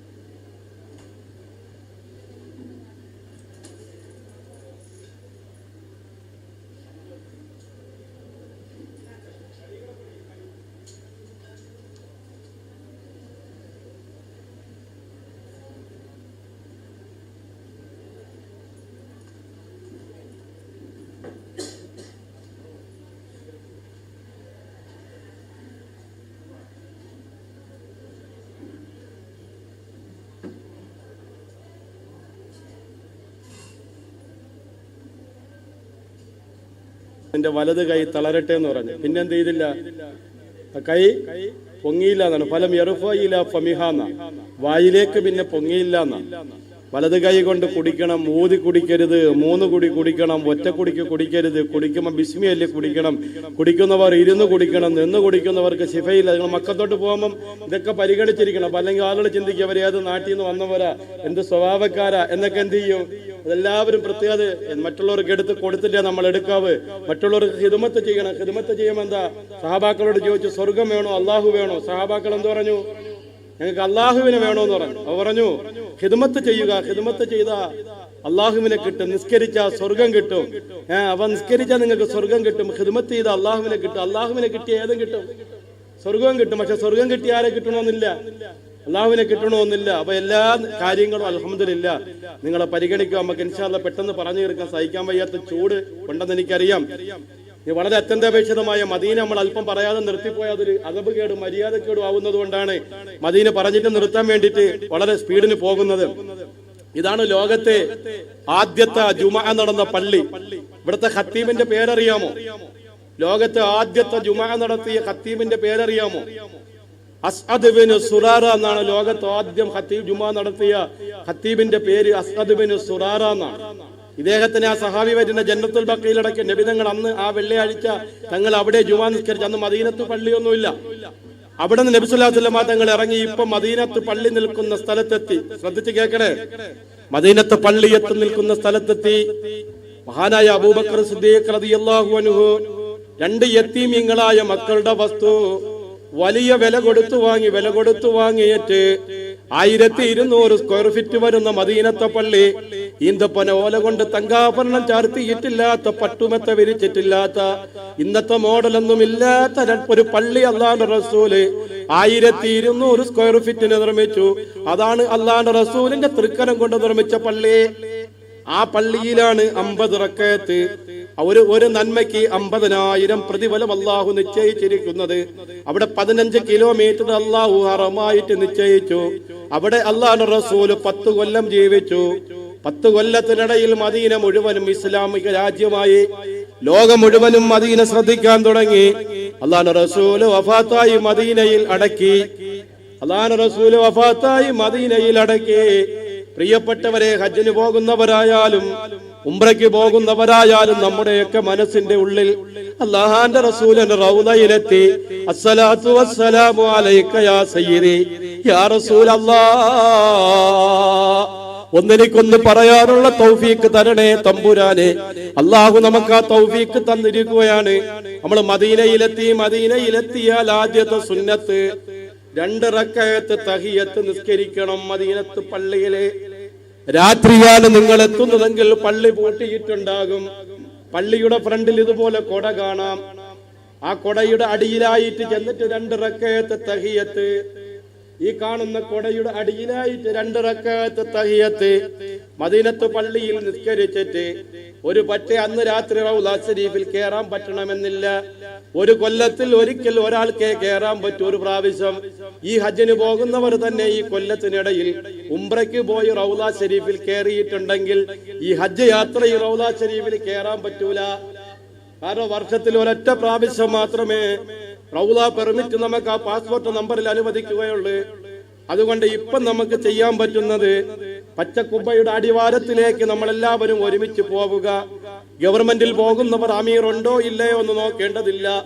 റൂമിൽ നിന്ന് എഴുന്നേറ്റ് കൂട്ടമായിട്ട് മദീനത്ത് പള്ളിയിലേക്ക് ചെന്നിട്ട്, മദീനയിൽ അടുത്തായിരിക്കും ഗവൺമെന്റ് ഗ്രൂപ്പിൽ പോകുന്നവർക്കും പ്രൈവറ്റ് ഗ്രൂപ്പിൽ പോകുന്നവർക്കുമെല്ലാം മദീനയിൽ അടുത്തായിരിക്കും, നിശ്ചിത കിലോമീറ്ററിനുള്ളിലായിരിക്കും. അസീസയിലാണെങ്കിലും അടുത്ത് തന്നെ. കാരണം ബസ്സിൽ നിന്ന് ഇറങ്ങിയാൽ നമ്മൾ സാധാരണ അവിടെ താമസിക്കുന്ന ആളുകൾ പോകുന്നതിന്റെ അത്രയും ദൂരം ഉണ്ടാവൂല. അത്ര അടുത്താണ് അസീസിയക്കാർക്കുള്ള ബസ് സ്റ്റാൻഡ് മക്കയിലെ. എല്ലാ നിലയിലും ഖൈറ് തന്നെ. അള്ളാഹു അനുഗ്രഹിക്കട്ടെ. ഈ പച്ചക്കുബ്ബയുടെ അടിവാരത്തിലേക്ക് ചെന്ന് റൗള ശരീഫിലേക്ക് ഇങ്ങനെ തിരിയണം. തിരിഞ്ഞു നിന്നുകൊണ്ട് അസ്സലാത്തു വസ്സലാമു അലൈക യാ റസൂലല്ലാഹ് പറഞ്ഞേ. സലാത്തു വസ്സലാമു അലൈക യാ ഹബീബല്ലാഹ്, സലാത്തു വസ്സലാമു അലൈക യാ നബിയല്ലാഹ്, സലാത്തു വസ്സലാമു അലൈക യാ റഹ്മത്തൽ ആലമീൻ, ഉബല്ലിഗു മൻ സല്ലമ അലൈക യാ റസൂലല്ലാഹ്, അസ്സലാത്തു വസ്സലാമു അലൈക യാ റസൂലല്ലാഹ്. എനിക്ക് എന്നോട് സലാം പറഞ്ഞറിയിച്ച മുഴുവൻ ആളുകളുടെയും സലാം ഞാൻ അറിയിക്കുന്നു നബിയേ. ഹാജിമാർ നമ്മൾ അങ്ങോട്ട് പോയി കാണണം. ഷാനാ സാഹിബ് ഇപ്പൊ ദുആക്ക് വിളിച്ചില്ലെങ്കിലും കുഴപ്പമില്ല, നമുക്ക് പോകാം. കല്യാണത്തിനോ നേർച്ചയ്ക്കോ ആണെങ്കിൽ വിളിക്കാതെ പോകാൻ പറ്റൂല. ഹജ്ജിന് പോകുന്നതുകൊണ്ട് നമ്മൾ അങ്ങോട്ട് ചെല്ലണം. നമ്മൾ അങ്ങോട്ട് ചെന്ന് കണ്ട് ദുആരക്കാൻ പറഞ്ഞ് റസൂലുള്ളാഹിയുടെ റൗള ശരീഫിലെത്തും. എങ്ങനെ സലാം പറയേണ്ടത്? ഇബ്രാഹിം എന്നവരുടെ മകൻ ഷാജറുദ്ദീൻ ദായി അള്ളാഹുവിന്റെ റസൂലിന് ഒരു സലാം പറഞ്ഞിട്ടുണ്ട്. അസ്സലാത്തു വസ്സലാമു അലൈക യാ റസൂലല്ലാഹ്. ഇത്രയും പറയണം. റസൂലുള്ളാഹിക്ക് ഒരു സലാം പറഞ്ഞു തരാട്ടാ, സലാമൊന്നും ആവൂല. ഇങ്ങനെ അവരുടെ മകൾ ഫാത്തിമ ബീവി റസൂലുള്ളാഹിക്ക് ഒരു സലാം പറഞ്ഞിട്ടുണ്ട്. എന്നിട്ട് എന്ത് പറയണം? സലാത്തു വസ്സലാമു അലൈക ഇന്നലില്ലാഹി മലായിക്കത്തൻ. അല്ലാഹുവിന് ചില മലക്കുകളുണ്ട്. സയ്യംബ്രയ്ക്ക് വന്ന് റസൂലുള്ളാഹിയുടെ റൗളയിലെത്തി. അവര് സിയാറത്ത് കഴിഞ്ഞ് സലാം പറഞ്ഞില്ല. തങ്ങളെ രാത്രി സ്വപ്നത്തിൽ കണ്ട് തങ്ങൾ ചോദിച്ചു, സലാം പറഞ്ഞു വിട്ടവരെ സലാം പറയാതെ എന്താ കിടന്ന് ഉറങ്ങണേന്ന് ചോദിച്ചു. അപ്പൊ അതിനെ ചാടി എഴുന്നേറ്റ് പോയി, നബിയെ സലാം പറഞ്ഞു വിട്ടവരുടെ സലാം മുഴുവനും നിങ്ങൾക്ക് ഞാൻ അറിയിക്കുന്നു യാ റസൂലല്ലാഹ്. ഇവിടെ നിന്ന് ഇപ്പൊ കൊട്ടാരക്കര താലൂക്കിലെ ചെതറ പഞ്ചായത്തിലെ യഹിയ രാവുത്തരെ മദീനയിലെത്തുമ്പോൾ തന്നെ അള്ളാന്റെ റസൂൽ പറയും, നേരത്തെ ചെതറാന്ന് ഇവിടെ വിവരം കിട്ടിയിട്ട് നീ ഇവിടെ വരുമെന്ന്. നീ ഏൽപ്പിച്ചു വിട്ടൊരു സലാമെല്ലാം ഇവിടെ വന്നിട്ടുണ്ട്. ഇപ്പൊ ഇത് പറയുമ്പോൾ അവിടെ ഒന്നുകൂടി മലക്കുകൾ ആരെ ഉണർത്തും? റസൂലുള്ളാഹിയെ ഉണർത്തും. ഇവിടെ തന്നെ അള്ളാഹു അതിന് കോടാനുകോടിക്കണക്കിന് മലക്കുകളെ ഏൽപ്പിച്ചിരിക്കുകയാണ്. നേരെ ജന്നത്തുൽ ബഖയിലേക്ക് തിരിയണം. ഞാനിനി നമുക്ക് അടുത്ത റൗള ശരീഫിന്റെ ഉള്ളൊന്ന് പരിചയപ്പെടാൻ. നോക്കിയേ, മാബൈന ബൈത്തി വ മെമ്പരി റൗളത്തും മിൻ റിയാദിൽ ജന്ന. ഞാൻ താമസിക്കുന്ന എന്റെ റൂമിന്റെയും ഞാൻ ഖുത്ബ ഓതിയ വീടിന്റെയും ഇടയിലുള്ള സ്ഥലം സ്വർഗമാണെന്ന് മുഹമ്മദ് മുസ്തഫ റസൂലുള്ളാഹി സ്വല്ലല്ലാഹു അലൈഹി വസല്ലം തങ്ങൾക്ക് ഈന്തപ്പന ഓലയുടെ മടൽ കൊണ്ടുണ്ടാക്കിയ ഒരു മെമ്പർ ഉണ്ടായിരുന്നു. ആ സമയത്ത് മൈമൂൻ എന്ന് പറയുന്ന മദീനയിലെ ഒരു കൊല്ലൻ, മൈമൂൻ എന്ന് പറഞ്ഞ കൊല്ലനായിരുന്നു മദീനയിൽ അറിയപ്പെട്ട മേശിരി. നമുക്ക് ഇവിടെ ഒരു മൈമൂനുണ്ട്, നമുക്ക് ഈ വസ്തുവൊക്കെ തന്ന മൈമൂൻ. മറ്റത് അവിടുത്തെ മൈമൂൻ, അത് മേശിരിയുടെ പേരാ. ആ മൈമൂൻ എന്ന മേശിരിയോട് ഒരു സ്ത്രീ വിളിച്ചിട്ട് പറഞ്ഞ് മദീനത്ത് പള്ളിയിലേക്ക് ഒരു മെമ്പർ ഉണ്ടാക്കി കൊടുക്കണം. അതിന് ഞാൻ കുറച്ച് ഈന്തപ്പന ഓലയുടെ മടലും തടിയെല്ലാം കൊണ്ടുവന്ന് വെച്ചിട്ടുണ്ട്. അത് പഴയ കാലം മുതലേ പള്ളിക്ക് ഏറ്റവും കൂടുതൽ സംഭാവന കൊടുക്കുന്നത് ആരാ? സ്ത്രീകളാണ് കൊടുക്കണം. ഇത്തിരി കഴിച്ചിട്ട് ഞാൻ പറയെല്ലാം കയ്യിലെടുത്ത് വെച്ചോ. അപ്പൊ ഏറ്റവും കൂടുതൽ ഈ സംഭാവന പണ്ട് കാലം മുതലേ കൊടുക്കുന്നത് ആരാ? പണ്ടെല്ലാം കാലത്ത് പിടിയരി, അലിക്കത്ത്, ആട്ടിന്റെ കുഞ്ഞ്, കോഴി, ഇതെല്ലാം പള്ളിക്ക് കൊടുക്കുന്നത് ആരാ? സ്ത്രീകളാ. അങ്ങനെ എല്ലാ സ്ത്രീകളാ കൊടുക്കുന്നു. ഈ മൈമൂൻ എന്ന് പറഞ്ഞ മേശരിയോട് സ്ത്രീ പറഞ്ഞു, നല്ലൊരു മെമ്പർ ഉണ്ടാക്കി റസൂലുള്ളാഹിക്ക് എത്തിക്കണമെന്ന് പറഞ്ഞു. നല്ലൊരു മെമ്പർ ഉണ്ടാക്കി മദീനത്ത് പള്ളിയിൽ കൊണ്ടുവന്ന് വെച്ച് റസൂലുള്ളാഹി സ്വല്ലല്ലാഹു അലൈഹി വസല്ലം വെള്ളിയാഴ്ച കഴിഞ്ഞിട്ട് വന്ന് ഈ മെമ്പർ കണ്ടപ്പോൾ തങ്ങൾ പെട്ടെന്ന് അതിൽ കയറി. ഉമർ റളിയല്ലാഹു അൻഹു പറയുന്ന ഇമാം ബുഖാരിയും മുസ്ലിമും ഒക്കെ ഉദ്ധരിക്കുന്ന ഹദീസാണ്. അല്ലാഹുവിന്റെ റസൂൽ ഉമർ റസൂൽ ആ മെമ്പർ കയറിയത് ഒട്ടക കുട്ടി കരയുന്ന പോലെ ഈ മെമ്പർ അങ്ങോട്ട് കരയാൻ തുടങ്ങിയെന്ന്. അന്ന് ഞങ്ങൾ 1200 പേര് മദീനത്ത് പള്ളിയിലുണ്ടായിരുന്നു. ഞങ്ങൾ എല്ലാവരും ആ കരച്ചിൽ കേട്ടു. ഭയങ്കരമായ കരച്ചില്. റസൂൽ ഈ കരച്ചിൽ കേട്ടോണ്ട് മെമ്പറിന്റെ മോളെ, നീ അല്ലേ സ്വർഗത്തിൽ എന്റെ കസേര, നീ കരയാതെ അവിടെ ഇരി. ഉമർ റളിയല്ലാഹു അൻഹു പറഞ്ഞു. അപ്പൊ കരച്ചിൽ നിർത്തി. റസൂൽ ഇറങ്ങി വന്ന് ഇത് പറഞ്ഞില്ലായിരുന്നെങ്കിൽ ഈ മെമ്പർ ഖിയാമത്ത് നാൾ വരെ അവിടെ ഇരുന്ന് കരഞ്ഞോണ്ടിരുന്ന അള്ളാന്റെ റസൂലിന്റെ മൂജിസത്ത്. അതിനാണ് മൂജിസത്ത് എന്ന് പറയുന്നത്. നിങ്ങൾക്ക് വിശ്വാസമായ എല്ലാവർക്കും ആർക്കെങ്കിലും വല്ല വിശ്വാസ കുറവുണ്ടോ? അള്ളാഹു കാത്തുരക്ഷിക്കട്ടെ. ഇങ്ങനെ മനസ്സിൽ വല്ലതും വന്നു പോയിട്ടുണ്ടെങ്കിൽ കളഞ്ഞേരെ ഇടത്തോട്ട് തിരിഞ്ഞ് ഇങ്ങനെയാക്കി അഊദുബില്ലാഹി മിനശ് ശൈത്താനിർ റജീം പറ കിടന്ന അറബിയിലെ വീടിന് എന്താ പറയുന്നത്? അല്ല, അറബിയിലെ വീടിന് പറയുന്നത് ദാറ് എന്നാണ്. കഴിച്ചിട്ടില്ല. അങ്ങനെ പറയാൻ പറ്റുന്ന 2 പ്രവാചകന്മാരുടെ കബറയുള്ളു. ഒന്ന് സയ്യിദുനാ മുഹമ്മദ് മുസ്തഫ, 2 അള്ളാഹുവിന്റെ റസൂൽ ഒരു കബർ വാക്കി വെച്ചിട്ടുണ്ട്. തങ്ങളെ കബറിന്റെ അപ്പുറത്ത് ആർക്ക് വേണ്ടി? ഈസാ നബിക്ക് വേണ്ടി. നോക്ക്, ഇതാണ് ശരിക്കും തങ്ങൾ അന്ത്യവിശ്രമം കൊള്ളുന്ന സ്ഥലം. അതിന് മുമ്പ് നമ്മൾ പറഞ്ഞു മാബൈന ബൈത്തി വ മെമ്പരി, അവിടെയുള്ള 2 റക്അത്ത് നിസ്കരിക്കാൻ നമ്മൾ ആഗ്രഹിക്കുന്നത്. അവിടെ 2 റക്അത്ത് നിസ്കരിക്കുന്നത് സ്വർഗത്തിൽ നിസ്കരിച്ചതുപോലെയാണ്. അള്ളാഹു തൗഫീഖ് തരട്ടെ. നമ്മുടെ ആളിൽ കയറിയ ഉടനെ എന്ത് പറയുക? കൈ കെട്ടും, ഓതി, സൂറത്തുമില്ല, ഒന്നുമില്ല. സലാം കഴിഞ്ഞിട്ടുണ്ട്. പെട്ടെന്ന് നിസ്കാരം കഴിഞ്ഞ സലാം വീട്ടിൽ ബാക്കിൽ പോലീസാണ് പറഞ്ഞു 1 മിനിറ്റ് കൊണ്ട് ഒരാൾക്ക് 5 മിനിറ്റ് ഉണ്ട്. ഇപ്പൊ 5 മിനിറ്റ് ഉള്ളപ്പോൾ ശരിക്കും കൈ കെട്ടി സുജൂദിലോട്ട് അങ്ങാണ്ട് കിടന്ന് ശരിക്കും ദുആ ചെയ്യണം. ആരും നിസ്കരിക്കുന്നവരെന്ത് ചെയ്യൂല? ഏറ്റവും അവസാന ശക്തി ഇറങ്ങോൾ 2 റക്അത്ത് വലിയ സൂറത്ത് ഓതി അങ്ങോട്ട് ദുആ നിസ്കരിച്ച് സലാം വീട്ടിലൂടെ സ്വർഗത്തിൽ ഇരിക്കാൻ കിട്ടിയ സമയമാണ് ഇത്. ആളുകൾ അങ്ങോട്ട് ചെന്നവനെ വീട് കൂട്ടി നിസ്കരിച്ച് പെട്ടെന്ന് തന്നെ പോലീസ് വന്ന് ബേക്കിലടിച്ചെടുത്ത് കളയും. അള്ളാഹു അതിന് നമുക്ക് തൗഫീഖ് ചെയ്യട്ടെ. അത് കഴിഞ്ഞ് നേരെ റസൂലുള്ളാഹിയുടെ റൗളയിലേക്ക് വരെയാണ്. നോക്ക്, ഇതിന്റെ ഉള്ളിലാണ് റസൂലുള്ളാഹി അടക്കിയിരിക്കുന്നത്. ഇതിന് തൊട്ടപ്പുറത്തുള്ള ഖബറാണ് ഈസാ നബിക്ക് വേണ്ടി വാക്കി വെച്ചിരിക്കുന്നത്. ആ സ്ഥലം ഈസാ നബിക്ക് വേണ്ടി വാക്കി വെച്ചിരിക്കുകയാണ്. അള്ളാഹുവിന്റെ റസൂൽ പറഞ്ഞു, ഈസാ നബിക്ക് വേണ്ടി വാക്കിയാണ്. ഇതാണ് റസൂലുള്ളാഹിയുടെ റൗള. അല്ലാഹു നമുക്ക് അവിടെ എത്താൻ തൗഫീഖ് തരട്ടെ. അവിടുന്ന് ഒരു സലാം പറയാൻ തൗഫീഖ് തരട്ടെ. അവിടെയോടൊന്ന് സലാം അടക്കാൻ തൗഫീഖ് തരട്ടെ. അവിടെ നിന്നുകൊണ്ട് ഇങ്ങനെ പറയണം, കൈ ഇങ്ങനെ വെക്കണമെന്ന് വെച്ചേ. അസ്സലാത്തു വസ്സലാമു അലൈക യാ റസൂലല്ലാഹ്, അസ്സലാത്തു വസ്സലാമു അലൈക യാ ഹബീബല്ലാഹ്, അസ്സലാത്തു വസ്സലാമു അലൈക യാ നബിയല്ലാഹ്, അസ്സലാത്തു വസ്സലാമു അലൈക യാ റഹ്മതൽ ലിൽ ആലമീൻ. അത് പറഞ്ഞിട്ട് ജസല്ലാഹു അൻക ഖൈറൽ ജസായി യാ റസൂലല്ലാഹ് എന്ന് പറഞ്ഞ് നേരെ അബൂബക്കർ സിദ്ദീഖ് റളിയല്ലാഹു അൻഹു ഖബറിന്റെ അടുക്കൽ വന്നു. ലുംബൽ ഹബീബ ഇലൽ ഹബീബ്, അല്ലാഹുവിന്റെ റസൂൽ വഫാവാന്റെ റസൂലുള്ളാഹിയുടെ ഖബറിൽ നിന്ന്, റസൂലുള്ളാഹിയുടെ റൗളയിൽ നിന്ന് അബൂബക്കർ സിദ്ദീഖ് വഫാത്തായ ദിവസം അശരീരി കേട്ടു. ലുമ്മൽ ഹബീബ ഇലൽ ഹബീബ്, ഹബീബിനെ ഹബീബിന്റെ ഓരത്തടക്കുവീൻ. അങ്ങനെയാ അബൂബക്കർ സിദ്ദീഖ് റളിയല്ലാഹു അൻഹു അവിടെ അടക്കുന്നത്. മൂന്നാമത്തെ ഖബറാണ് സയ്യിദുനാ ഉമർ ഇബ്നുൽ ഖത്താബ് ആയിഷ ബീവിക്ക് വേണ്ടി വാക്കിയിട്ടിരുന്ന സ്ഥലമാണ്. ഭർത്താവിന്റെയും റസൂലുള്ളാഹിയുടെയും ഇടയിലായിട്ട് ആയിഷ ബീവി അടക്കാൻ വേണ്ടി, വാപ്പയുടെ അടുത്തടക്കാൻ വേണ്ടി വാക്കിയിട്ടിരുന്ന സ്ഥലമാണ്.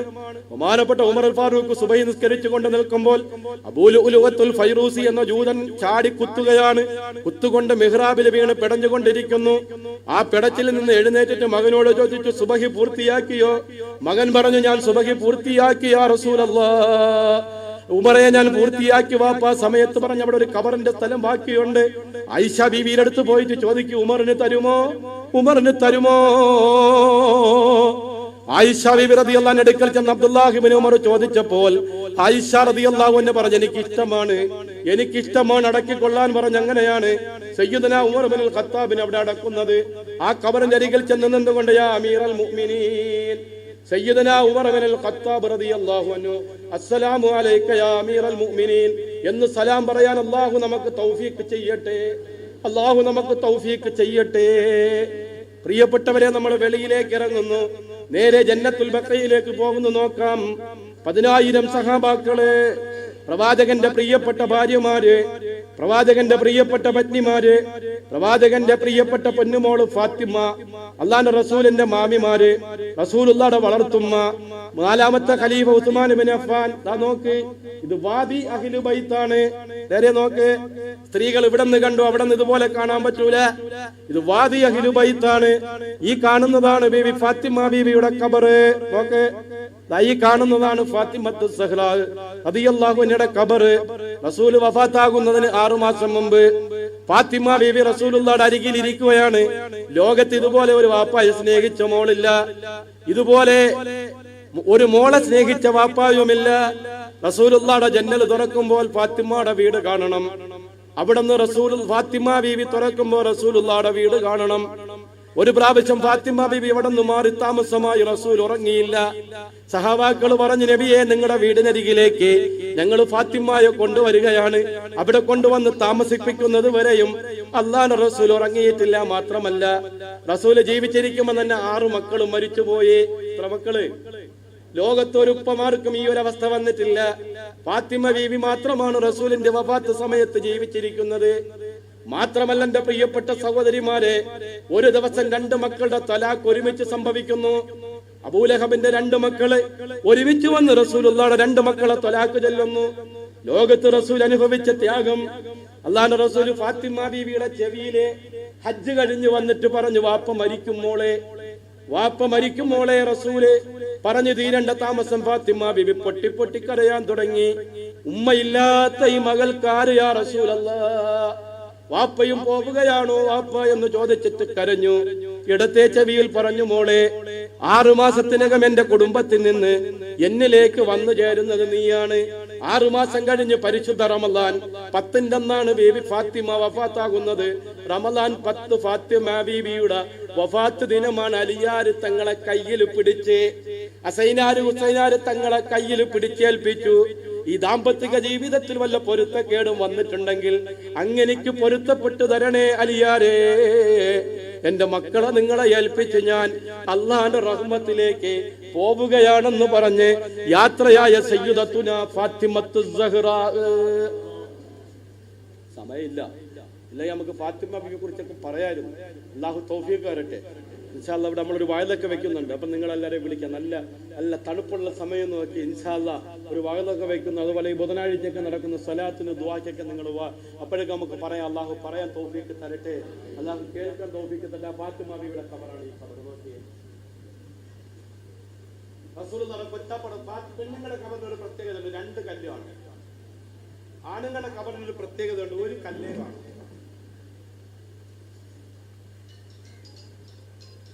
ആണാണോ പെണ്ണാണോ എന്ന് തിരിച്ചറിയാനുള്ള മാർഗം അതാണ്. മീസാൻ കല്ല് എത്രയുണ്ടാവും? 2 കല്ലുണ്ടാവും. നോക്കിയേ,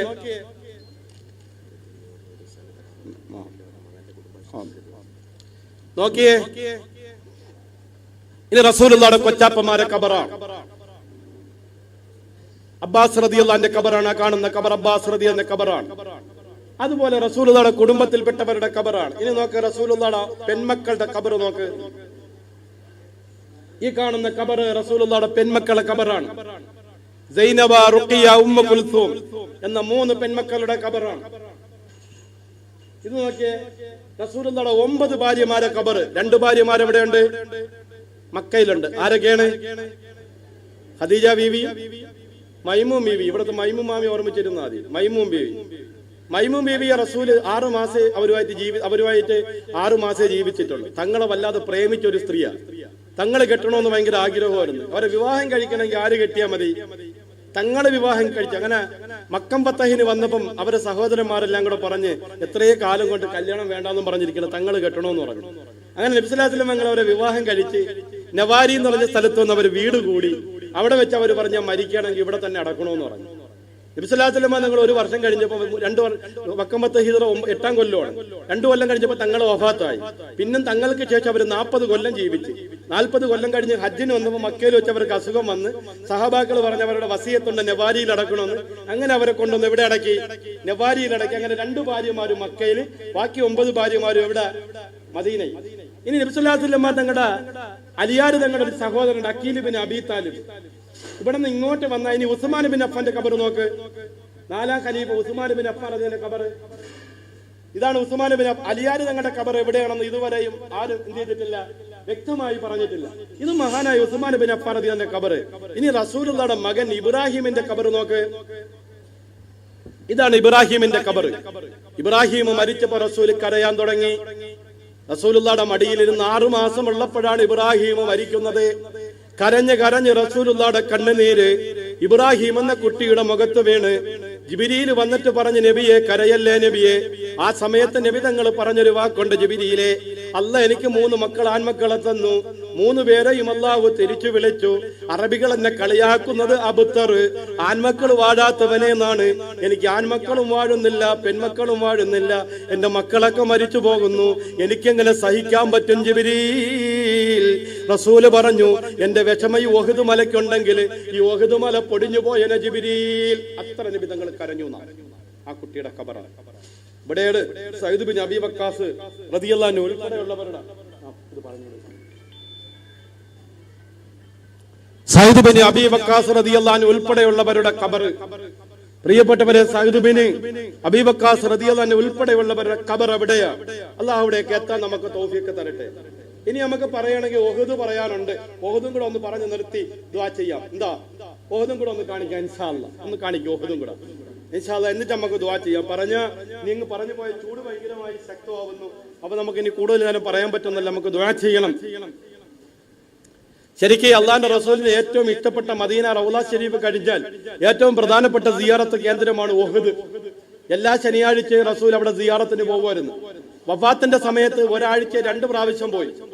2 പ്രാവശ്യം ചെന്ന് ഇങ്ങനെ തങ്ങൾ കരഞ്ഞു ദുആ ചെയ്തപ്പോൾ സഹാബാക്കൾ ചോദിച്ചു, നബി ഇനി വരാത്തത് പോലെ ഉണ്ടല്ലോ, ഇത് അവസാനത്തെ സിയാറത്ത് പോലെ തോന്നുന്നുണ്ടല്ലോ.